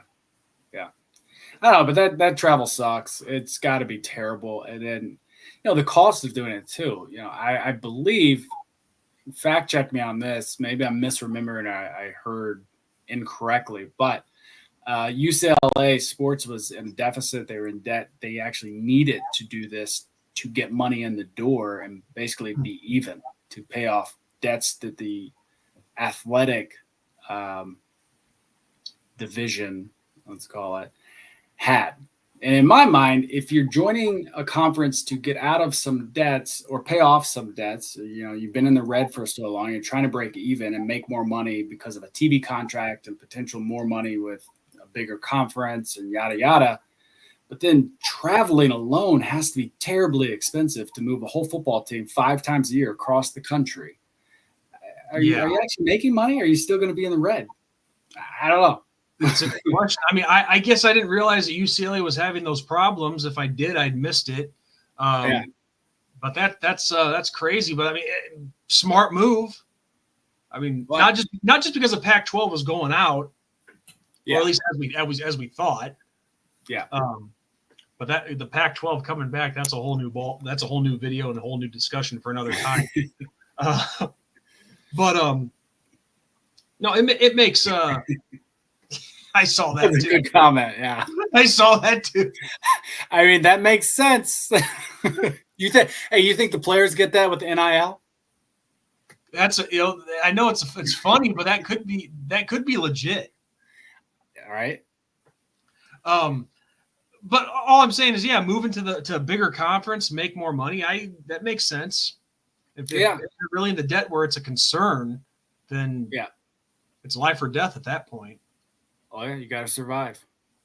Got to survive. And again, that's just from what I heard when I was living out there. Did I do a ton of research on that? Not a chance. It could have been false when I read it, but I did hear that when I was living out there. So in my mind, it just, it was a conversation to be had. Well, all I can say this is 2018. Remember when Notre Dame did it? I think one week they were in New York. The next week they were in Chicago. The next week they were in LA. So they had – I can only wonder what that jet lag was like. Right. And then they still go on to make an appearance in the playoffs. It's tough. A lot of people don't look at schedule from that standpoint, but that can take a toll on a team. Well, and in addition to actually traveling for the game, you got practice all week, you got your studies, you're beat up mentally and physically. So, yeah, that I can't imagine what that was like, or what that might be like as a college athlete, because I never was one. Yeah, it's tough. So, yeah. So actually, I forget. Did you guys ever have a stretch like that where you're on one coast and then the other, and then somewhere in between? Back when you played, I mean, probably. But as a player, you're in it. You're in the thick of it. You don't really think about that, and you're on a chartered plane, so it's all your buddies, and you got food and snacks, and you can sleep, and you're taken care of in nice hotels, police escorts everywhere. So you're not sitting in traffic trying to get to the stadium. You aren't. There are a lot of luxuries, let's call it, that come along with being on a football team that allow you to be as best prepared and awake and not tired and exhausted from traveling as you can be for Saturday.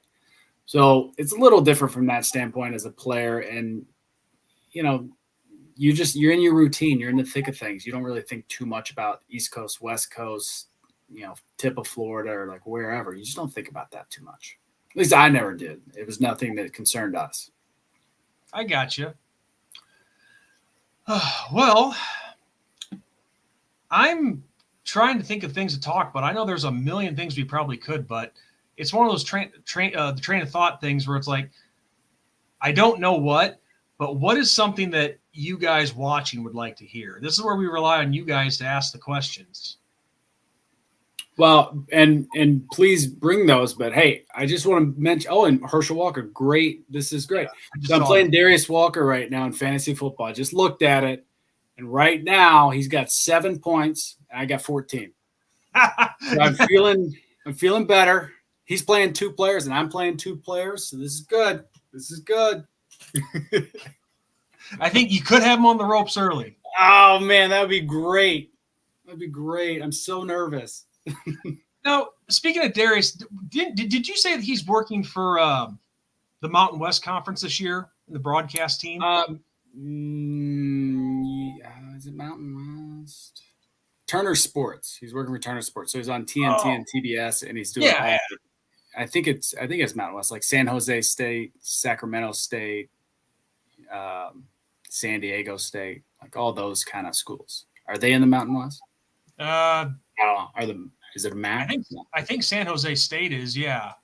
Then it's whatever conference San Jose State is in. That's the conference that he's working, and he's affiliated with Turner Sports. Okay, I mean I know Turner Sports very well because I grew up watching professional wrestling, so I was watching WCW and all that. Jerry Lawler and Hulk Hogan. Oh yeah.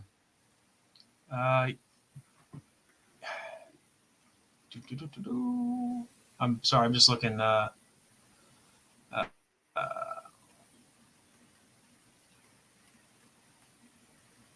Yeah, I'm pretty sure they are in the Mountain West. Okay. That's okay. We'll just do this, Google. We'll make it simple. Yes, the Mountain West Conference. All right. Yeah, with the shift and realignments, like I don't know who's in what, and I don't know if it's Pac-10, Pac-12, Big 12, Big 15. Like I don't know. Well, the Mountain West just had like 4 teams, Boise State included, go to what people think is the resurgence of the Pac-12. Right. So who knows the Mountain West? I know it's not as simple, but they'd be better off just merging and calling it a day. But then again, I'm not a business guy. Yeah. There's probably more to it than that. But all Well, I know is, and the Pac West was just turned down by like Memphis, Tulane, and two others. They just said no, thank you. yeah, I saw that those are some schools that they had their eyes on. Well, but Memphis in the past was burnt. I think they signed up for the Big East, and then that dissolved like before they even start the season or something. So they're already a little burnt and hesitant to jump ship. Yeah, it's something like that. Yeah. Nick says, so I keep hearing it's hard to get up for a 3:30 kickoff. What are your thoughts, Matt?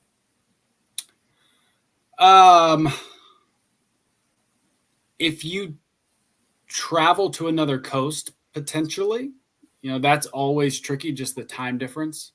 But I would say if we're playing at home at Notre Dame, I don't think it's tricky at all in the sense of coaches do a really good job of preparing you.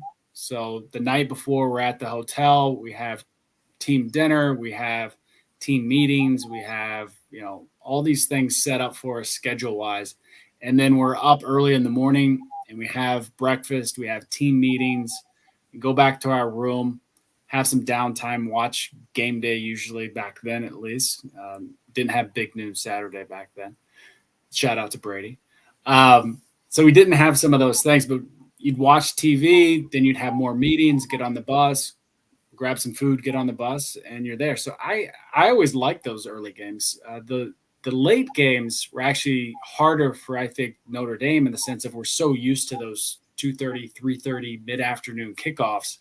We're in that schedule, we're in that pace, and that's fairly easy for us. But when you go to a night game, I think it's a little more difficult just because there's so much time during the day. What do? Well, you do a lot of walkthroughs, you do a couple more meetings, but then there's just so much more downtime to watch TV or hang out with your family or like whatever you're going to do that day. But you're locked in the hotel room or hotel area all day. So I actually like those afternoon games in the sense that you're in that normal routine. There's nothing different. Everything's planned out. And that's the thing as a football player. Your weeks, your months are planned for you. You have no say in them and you just do what you're told. So you know what's coming up and you can prepare for it mentally if that's a potential hurdle for you. And you figure out your own routine that helps you in the mornings and gets you up and ready for the game. Now, Matt, this might sound like a stupid question, but I'm only asking because I have seen this said in various comments on different YouTube videos and stuff like that. But you guys aren't practicing the very next day after a game, are you? Like, do you get Sundays off? Lord, no. We were practicing. And when I say practicing, it wasn't practicing, it was working out and conditioning and meetings. So It didn't matter if we're on the West Coast and we get home at 6 a.m, we still have afternoon meetings, we still have afternoon workouts, and we have to run. We have conditioning because what you want to do after a game is run and work out to flush the lactic acids from your system. By flushing those, you will recover more quickly and won't be as stiff and beat up if that lactic acid settled in the body. So that's why you're going to work out the day after, is so you're getting that stuff out of your system, can recover. So we would always have a workout then. Mondays are off. Then Tuesday, Wednesday, Thursday, you're back into a normal schedule. I gotcha. Because see, I wasn't sure because I'd heard people say that. I'm like, really? They would have them practice or do something the day after a game? No, but that's a part of doing a podcast. You got to get the facts. Oh, look, and it is terrible to work out and do sprints and condition the next day. It is horrific, but it really does help. I'm sure it was probably worse after a loss too. Everything is worse after a loss. Well, but I'm saying you actually have to do that. Oh, well, it's worse when you are 2-6 and it's towards the end of the year. You're miserable and you're doing it in 30-degree weather. 40-degree weather. I mean, there are a lot of things that are better than that. I got to tell you a funny story about my older brother talking about losing. So I don't know if this is how it was for you when you were at Notre Dame, but I know when Brian Kelly was first there, like 2009, 10, 11, guys were saying that that after games, if you guys won, you would get like nice food like lobster and steak. But if you lost, it was probably like hamburgers and hot dogs or something. That pretty accurate? Yeah, that tracks. That tracks. They got to feed you, but you don't get a nice reward dinner. You get a normal meal that's you need for sustenance, and that's it. well, you see, I remember around that time, my brother and I were talking about that. And he's like, yeah, he said, yeah, Sean. Apparently, these guys when they win, they get like crab legs and steak, and but if they lose, it's something like hamburgers and hot dogs. And he says to me, I got to be honest, Sean. Based on the food, I prefer to lose. Oh, really? Because he doesn't like seafood. Especially crab and lobster. He doesn't like steak. Well, that's what I said too. And he says, well, I wasn't sure if that was true or not. If it was just crab legs, and hell no, I'd rather lose and have the hamburgers and hot dogs. But I'm like, dude, I'm sure you could choose the steak. I mean, you've eaten. I'm like, Tom, you've eaten in $100 steakhouses before, because he travels a lot for his line of work, and he's going to a lot of dinners and stuff. But I'm like, they would let you have a steak, I'm sure. Yeah, you'd figure it out. I just thought that was funny. I'm like, oh, you would rather lose just so you can have hamburgers and hot dogs? Are you kidding me? I would rather listen. I'm not the biggest seafood guy either. I've never had crab, but if crab was all I got to eat after a win, oh boy, you better believe I'm going to start enjoying that crab. Oh yeah. And look, I can't even get on the same wavelength because I love crab, I love lobster, I love all the seafood. One thing I can't do is sushi. I don't love sushi. Maybe it's the seaweed, maybe it's the texture, but I love nigiri and sashimi. And those are just little fillets that are in sauce or fillets over a bed of rice. Love those, but I can't do sushi for some reason. Ben, I know the reason, but I'm just not going to say it here. Right. Ben loves sushi. Yeah. Ben and his wife, I'm willing to bet they probably had it for their anniversary the other night. Love sushi. Myself, listen, I like fish, but I can't do raw. I don't understand the whole aspect of eating it raw. I gotta have my fish over fire. Well, see, you just got to go to Nobu in California. And heard about it.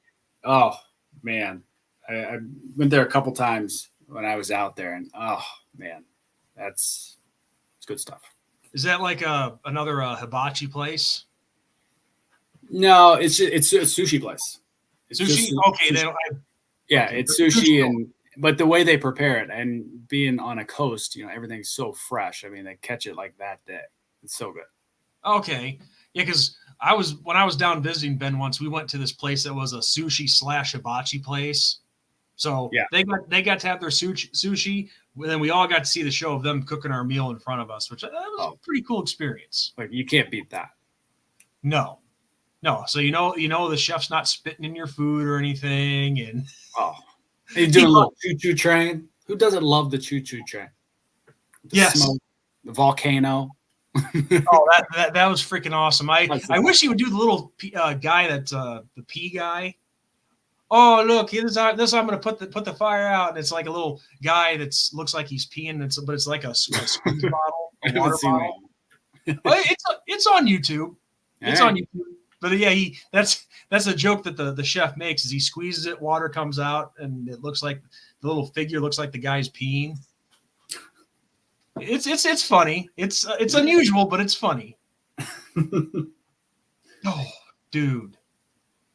Nick and Eric made some brutal comments here. Yeah, but they're honest. Yeah, I bet they got baloney. They come from a place of honesty. I don't know. Nick's is almost better than Eric's. They should have gotten. They just lost a football game. They didn't commit a crime and go to prison now. Bread and water. I mean, not bad. I'd take this Happy Meal over both those, though. I get this reference, what Nick is talking about. See, Ben and I made some bets. I think I told you about this. We made some bets on the USFL and the XFL before they merged.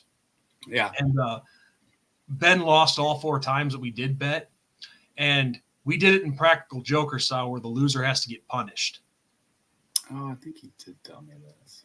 Hey, well, anyway, the refresher course. Yeah, So, please, because I don't remember all of it. okay, so Ben owes me 4 punishments.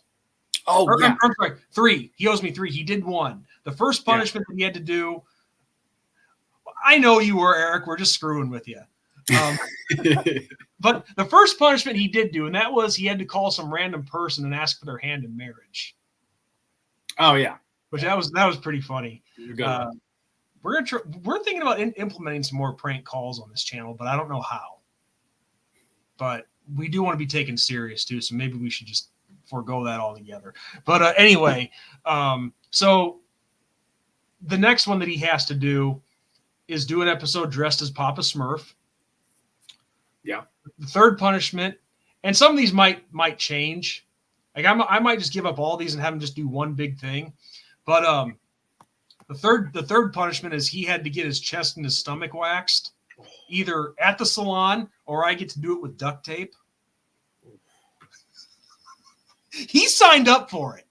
He signed up for it. That's tough. I wouldn't sign up for that.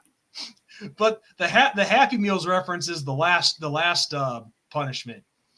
Ben has to try to take down 5 Happy Meals in 2 minutes, and if he doesn't do it, then he has to slap himself in the face. But see, I win that either way because either he can't finish and slaps himself in the face, or he does do it and he's miserable. Here's the question I propose, though. Sure. If you are Ben, do you even attempt the Happy Meals or just slap your face? You know you can't do it. Well, that's what he lost, and it's my rules. But I'm just saying, I don't feel per the maybe we'll talk about playoffs text I got from you. I got a feeling there's not a lot of language in there, so I could find a loophole, gray area to where I just slap myself and I just enjoy one Happy Meal. Okay, Matt, you are not Ben's agent. He's on his own. I'm his advocate, though. I'm his advocate. Oh, don't even start with that BS, man. Don't give me that. He signed up for the bets. He took it. He knew what was coming. He knew I was going to think of something pretty dastardly. I mean, he's my friend, but you know, there was one that I did consider. You ever seen the comedian Gallagher, the dude with the dramatics? He's the greatest. Yeah. Yes. I was gonna portray Gallagher, and Ben would be my one-man show right in front of me when I smashed everything. I'm like, no, because first off, where are we gonna do that? And 2, there's a difference. Gallagher has but when he was still alive, he had a crew that cleaned up his mess. Yeah. We'd have to clean up the mess ourselves. Yeah. So that one was out the window. Yep. But I the Happy Meal thing just seemed funny, but that could always change. Like I have something in mind that I might have him do that takes care of all 3 of the remaining punishments that he owes me. But I don't think I'm going to share that on here. Yeah, don't, because he needs that to be a surprise. Oh, absolutely. Yeah, you can't share that. Nick says to do it in Ben's. Not enough space. And plus, he has it fixed up pretty nice in there. I'm not that heartless. But no, it just see we took the Impractical Jokers route because that seemed a lot better than just the loser giving the winner money. Yeah, it's like no, I want something that I can get on camera because money comes and goes. The actions, the punishments last forever. Oh, and the fear, you can just milk that too.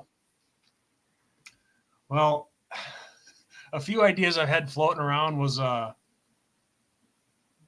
having him walk into Walmart and do something embarrassing. But the thing is, though, we can't do something that'll get us hurt or arrested.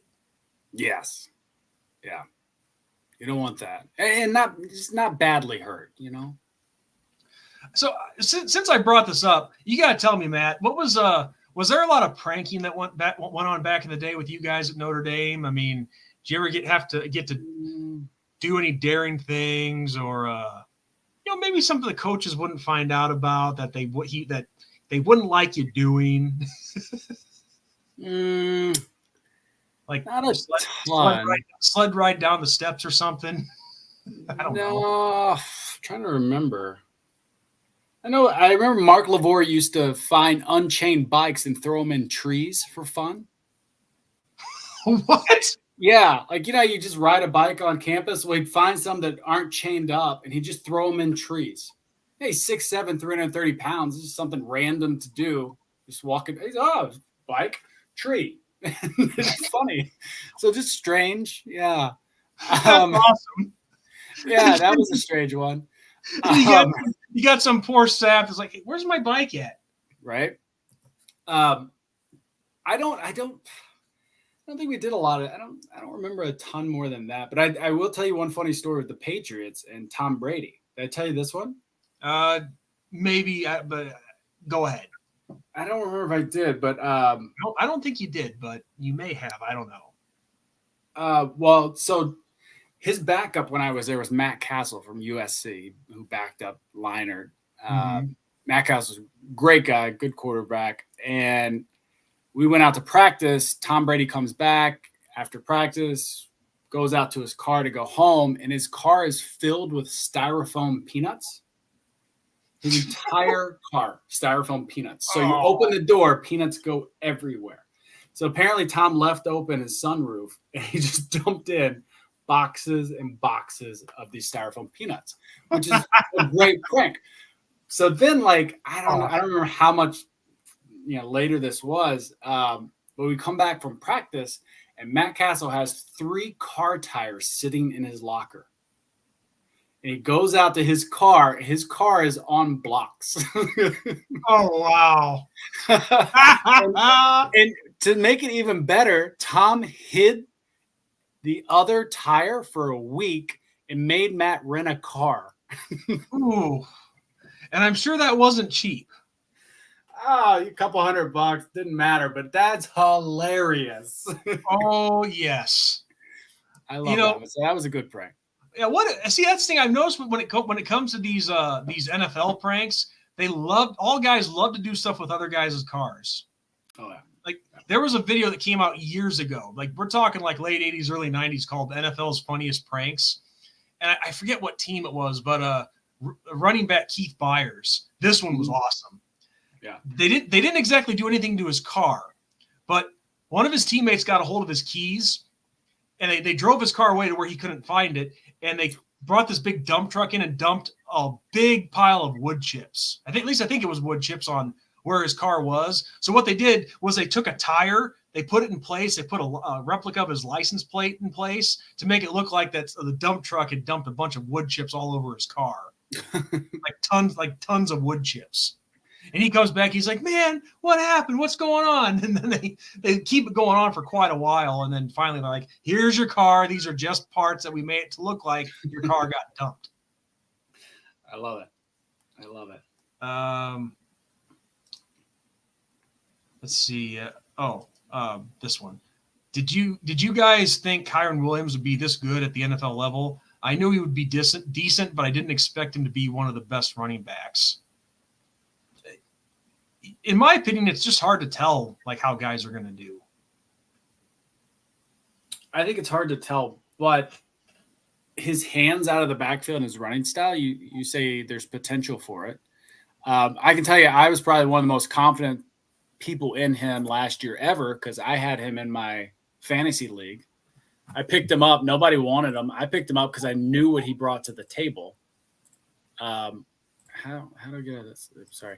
So I knew what he brought to the table because I watched him for years at Notre Dame, and I think I won my fantasy league last year because of him, or maybe I came in third place last year because of him. But I had faith in him from watching him at Notre Dame, and you think there's a potential, but I say this all the time when it comes to NFL. If you're not like a first round, second round guy who's gonna get their chances kind of no matter what, you got to be in the right place, right time to an extent. And he's in the right place, right time. He's got a coach that wants that type of player. You know, if he's playing for Harbaugh with the Chargers, he's probably not playing that much. He wants a smash mouth guy like Corum, somebody that can break it all day up the middle, then break it deep every once in a while. Well, Kyron Williams is not that guy, So Yeah. it's right place, right time. It's a good draft for and a good diamond in the rough, quote unquote, for the Rams. Well, and definitely some of the things that he can do. It's like, my God, he's not human. Like I'll never forget that run against North Carolina where you think he's going to be stopped for a 10-yard loss and he breaks it freaking 90 yards for a touchdown when he should have been stopped in the backfield. Exactly. I wouldn't say he's the fastest guy in the world, but he is shifty as hell. He can make great catches. He got great vision, and he runs hard. He doesn't stop. He's got a great motor. Oh, yes. Nick wants to know, so, Matt, do you have a Super Bowl ring or two? No, I wish. So I got to the Pats in 2006. They did make it. I think they made it to the Super Bowl or one of the conference championship games. I forget that year. They ended up releasing me towards the end of the year. Before preseasons, I tore my groin and messed up my knees again. And they put me in IR, said, we love you. We want you to be on this team next year. But then I just never got healthy again and kept banging my knees up and banging them up. And I couldn't walk without pain for pretty much that whole season.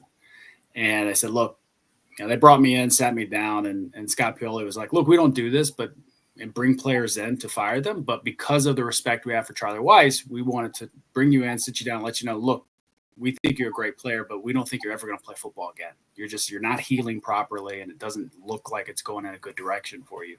So we're going to let you go.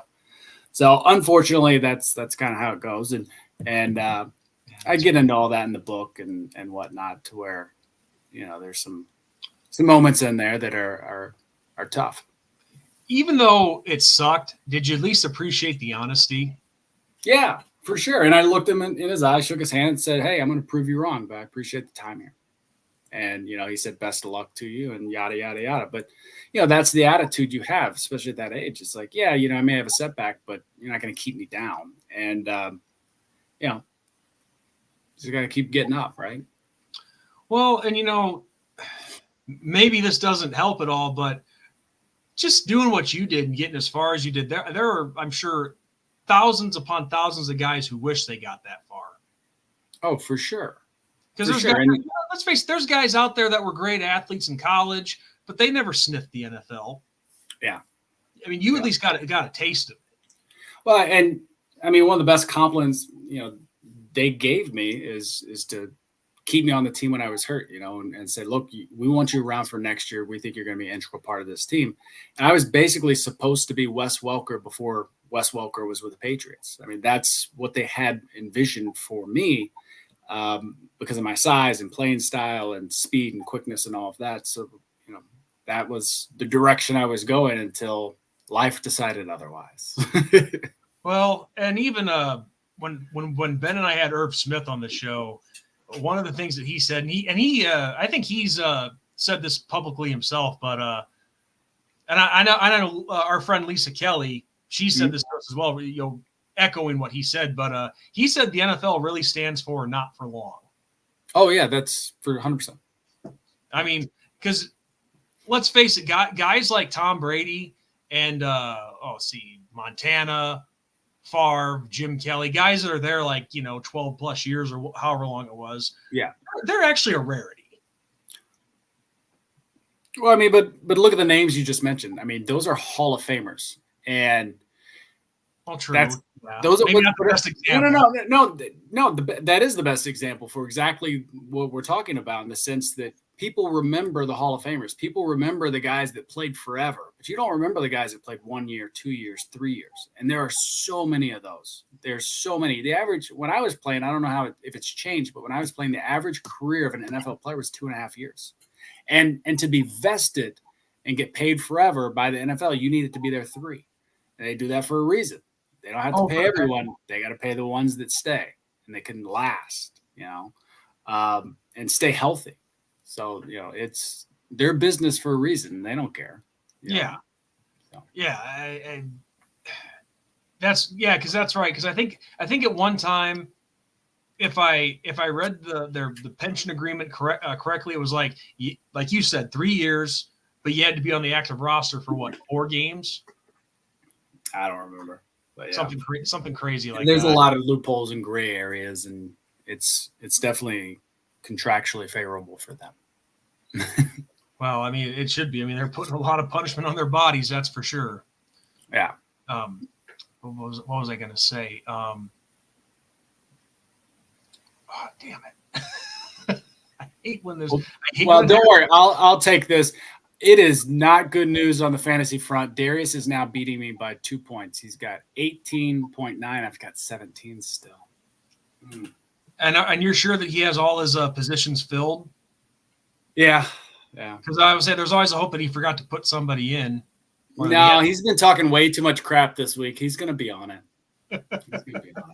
Man, he sounds like such a character. Oh, he's great. Yeah, I mean, if we ever got the chance to talk to him, that'd be awesome to have all of me, Ben, you, and Darius in a roundtable discussion. No one would understand what we're saying. It'd be all inside jokes and laughing. It would just be if people can watch, if people can listen to celebrities on podcasts talk about pointless stuff, then we're a shoo-in. Right? You know? You can do that all day. Yeah.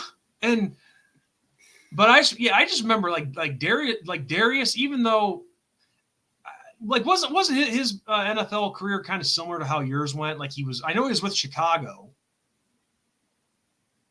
I thought. No, he was with the Texans and the Broncos, and he was there 4 years, so vested.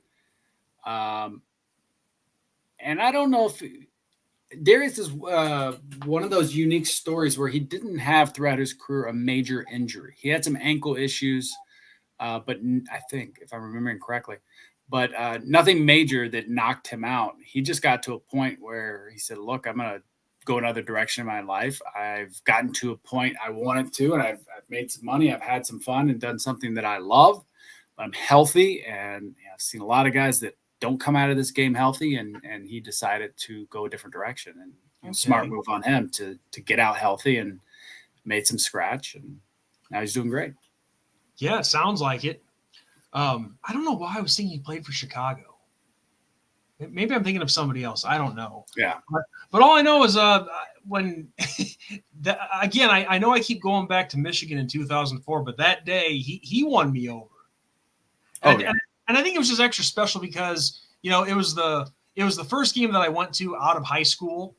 And also I bought a number 3 jersey that day, not knowing that that's what his number was. Just Montana, I get it. Well, yeah, I mean, there are a lot of guys who wore number 3, but just Arnaz Battle. Darius, yes, Arnaz Battle, that's right.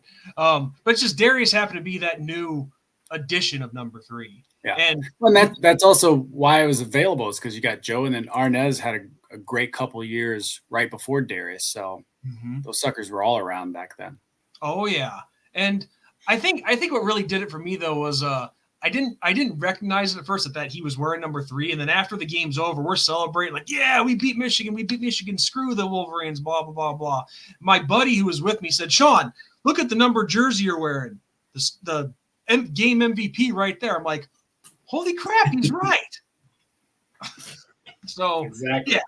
Yeah, it's like, I like all you guys who came through to Notre Dame. I respect all of you. I like you guys.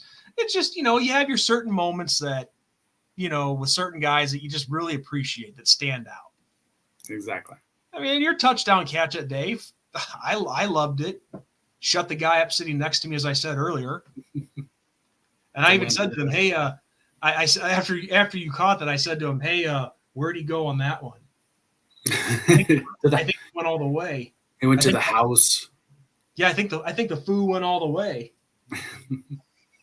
But like I said, I'm sure the guy had a little libation throughout the day, so I don't hold that much against him. But God, was he annoying? Yeah, it happens in the stands. So, well, Matt, I think that we've been going for about 2 hours now.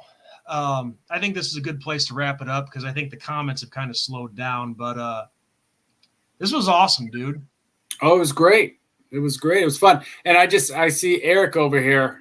I just got to commiserate with him. I'm sorry about Gino and Ayuk. I'm so sorry. 5 points. We need more from them. That pisses you off on a Thursday. I'm sorry to see it. Yeah. No. Oh, well, I guess we got one more question. Nick, he's had a lot of good questions. Yes. Who was your most hated rival at Indy when you were All of them. Every single one. Yeah, I think we actually talked about that off camera before. One of the other times you were on. Yeah, we've talked about it in the past, and yeah, I hate them all. Maybe not equally, but yeah, I hate them all. Really have a lot of disdain for USC, though. My best friend, named Kat, she went to USC, and we fight to this day about that rivalry.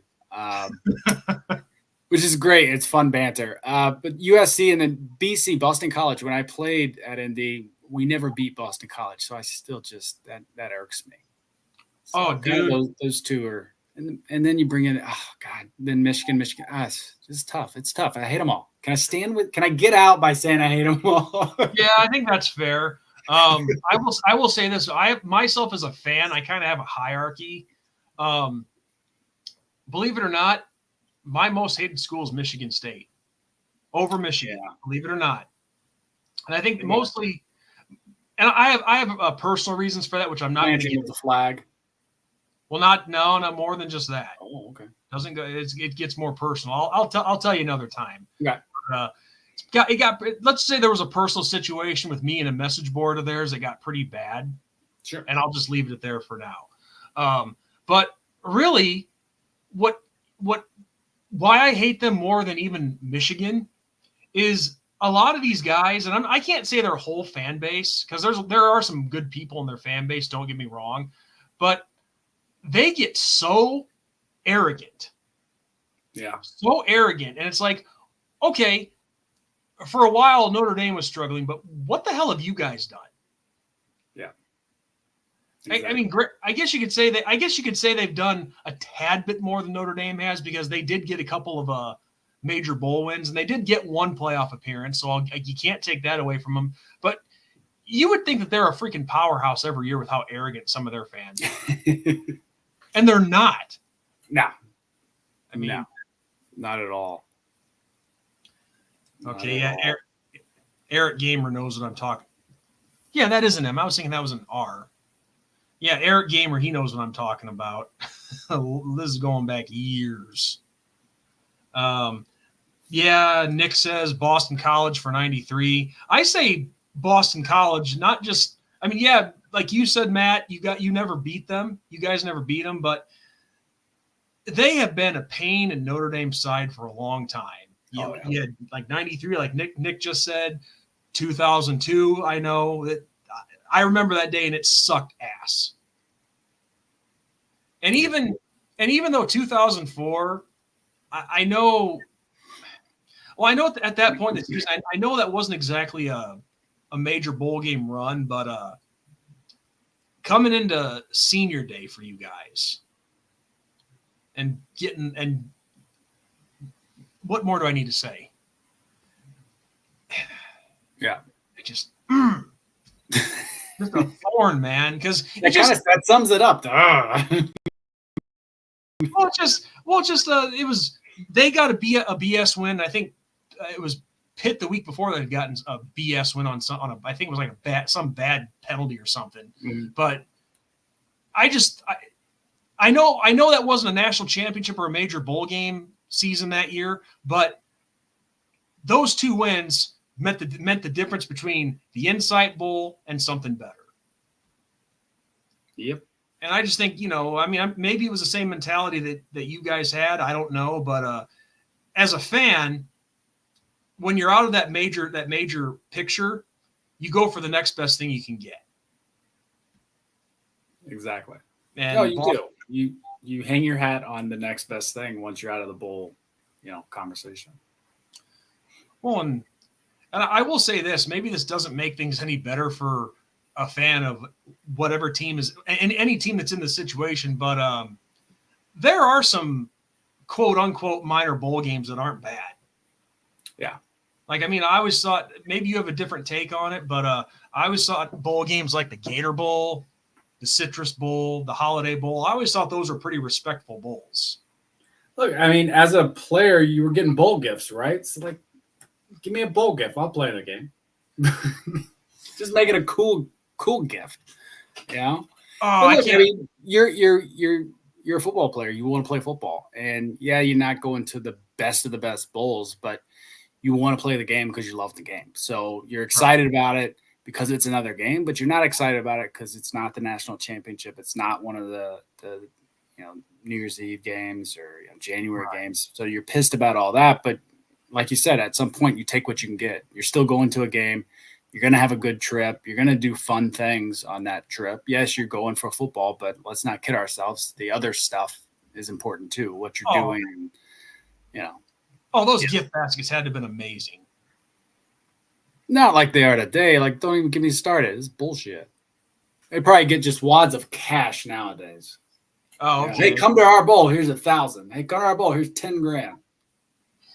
Yeah, I guess I'm thinking that. Yeah, I just know a lot of these guys. I know today, like they get like Bose headphones and MP3 players and stuff like that. I gotta forget around that time. We did those things. Like Xboxes and stuff like that. I don't think we got Xboxes, but people were getting those at certain bowls. Yeah. Yeah, I guess I'm speaking as far as the game itself goes. I'm talking like the bowl game itself that has tradition and has been around for a while. But of course, I understand like you as a player, you're wanting to play. I get that. Yeah, I guess I'm talking about as far as the stage goes. Yeah. But Gator Bowl was always held in higher regards than some of those others. It was like close to a real bowl game, or Sugar Bowl and whatever else. You know what I mean when I say real. Yeah, right. I know what you mean. Nick read my mind because he's heard me say this before on various episodes. Duke's Mayo Bowl would suck as a coach if you win. I bet Freeman would skip that celebration. Yeah. Listen. I'm sure that it's a great product. I'm sure that it's a nice bowl game to play in. That's freaking gross. I mean, don't knock it till you tried it, Sean. I haven't done it, but I'd probably do it once. I'm sorry. I'm not going to be anything once. No. No. I'm not getting covered in freaking mayonnaise. That's just, first off, it's gross, and two, there's just something really weird about it that just doesn't seem right. Hey, tradition's got to start somewhere. Just make it a thing. It's fine. I mean, it's like the Auburn rolling Toomer's corner. I get that, but this is getting dunked in mayonnaise, dude. Come on. We can have an hour-long debate about this. I am not going to get covered in mayonnaise. I will. Be fun. You're a freak. All about perspective, Sean. You got to look at the bright side. It's something you've never done. It's weird. It's strange. Do it once. It'll be fun. Oh, Matt, you're a freak. You are a freak, my friend. But no, it's just the thing is, I always like go with like shticks on here when Ben and I do certain episodes. Yeah. Like, the two shticks that I have are one, calling the Duke's Mayo Bowl celebration gross, and two, pushing for a bowl game to be called the Pineapple Bowl. Okay. It was just we did an episode about which bowl game should go and which one should stay, and I just said, why can't they have like more traditional names? Like, okay, the Pineapple Bowl, that was a bowl game used in the TV show Coach. Why not make it a reality? Coach was a good show. I love that show. Yeah. Loved Dauber, and I loved Luther. Luther's like, Luther's almost like me because he always finds some way to bring food into things. There's nothing wrong with that guy in a group. You need a guy that's got snacks. No. And Jerry Van Dyke was just a funny guy overall. So, oh my God. Oh Jesus. What if your girl really liked mayo, Sean? Really? That's a fair question. I think you have to answer it.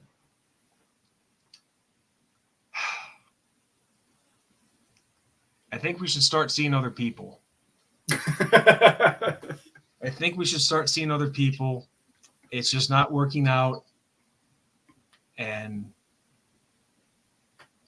I want to make a joke, but I'm really being serious. I ain't doing that. All right, fair enough. Oh, well, thank you, Nick, for taking it to a really weird place. I mean, tomato. I didn't think it was that weird. I guess if you're into some kind of food fetish, Matt, then it wouldn't be weird. No, you're just into trying things once. It's no big deal. All right, well, I could skydive without a parachute, but I'd like to live to talk about it. Well, I could also skydive, but I'm never skydiving. No, pass. But that's life or death. That's not Mayo. Come on. Like, if we're talking about something serious, I'd probably say no, but it's Mayo. Like, sure. Like, I'm in. No. I'd probably never eat it again if I did that. But Nick says, man, I don't need much to start. Man, that's harsh, dude, says Nick. Do you want me to tell the truth or do you want me to be nice? Hey, to each his own, right? That's what I go by. To each his own. God. That'd be pretty quite a mess to clean up. I don't know what else to say. This is like the few times I'm left speechless. Well, that feels like a good place to wrap it up. I think so too. I think so too. Thankfully, I'm not having dinner tonight with any mayo on it, so you'll be all right. But it's just like, but being serious though, looking at that, ever since that bowl game's been around and seeing that celebration, none of those coaches that get it look happy. Coach is never happy, no matter what. By the way, you're at the Mayo Bowl. How excited is he going to get? You know, it's a win, yeah, but you're at the Mayo Bowl. Yeah. You know, I've made this comment many times. Nick has heard it. Eric's heard it. Anybody who watches has heard me say this when we do a video about bowl games in general. I always say this, man, you're a head coach at a major university. You're walking down your trophy case, looking at all the trophies of your past triumphs, and you see Sugar Bowl, Orange Bowl, National Championship, Gator Bowl, a Rose Bowl. Then you see the trophy for the Duke Mayo Bowl. And can you really say that you're as happy with that one as you are with the previous ones? It's like that's the one that stands out. Yikes. It's like everyone says a win is a win, but some wins mean more than others, you know. And I don't think Mayo is going to be number one win on my board. That's my point. Yeah, that's the part where the coach is going to have like that smile, but he doesn't want to smile. That cringe smile, like, okay, we won the game. It was against a good opponent. Yeah, it's that fake excitement a little bit. Yeah, pretty much. So, all right, it looks like Nick's out. Great show, guys. Thanks for the fun on Thursday. Go Fighting Irish, beat everyone. You damn right, brother. Damn right. So, all right, well, that's a good place to wrap up, Matt. You know, how'd you enjoy your first live show experience? It was fun. I enjoyed it. I enjoyed going back and forth and answering some strange questions and some Mayo questions, I guess would be the strange questions. But it was fun. I enjoyed it, and look forward to chatting more down the road. Oh, for sure, dude. And actually, I could be wrong. When you were on with Dose Leprechauns, was that a live show or was that pre-recorded? I think it was live. Okay, so I can't say this is your first live experience then. Yeah, I don't recall, but I think it was. Okay, I just want to clarify it. I don't like to take credit for stuff that isn't mine or Ben's. You know what I mean? Yeah. So because if Dose had you on live, then they got to get the credit for that without question. So yeah, and they're good guys. Yeah, they're good. So I'm not sure. I don't remember. All right, Matt. Well, on that note, if you guys haven't done it yet, make sure you go check out Matt's book and buy one and enjoy the stories that he has to tell in it. Check it out. You go to Amazon.com or risingthrougheveryfall.com. And at the bookstore, I'll be there, Florida State and Virginia. Well, and that's that's just it. Do the sure thing. Go to either one of those games and buy a copy and have him sign it and meet him in person. That's what I'm doing. There you go. Play it safe. Look forward to it. So, All right, Matt. Well, thank you so much for being with me here tonight and doing this episode. 2 hours long. Holy cow. So on that note, I'm Sean Moriarty. Matt Shelton. Appreciate it, guys. Yep. Thank you guys so much. And as we end every show, live or not live, God bless. Good night. Go Irish. Go Irish.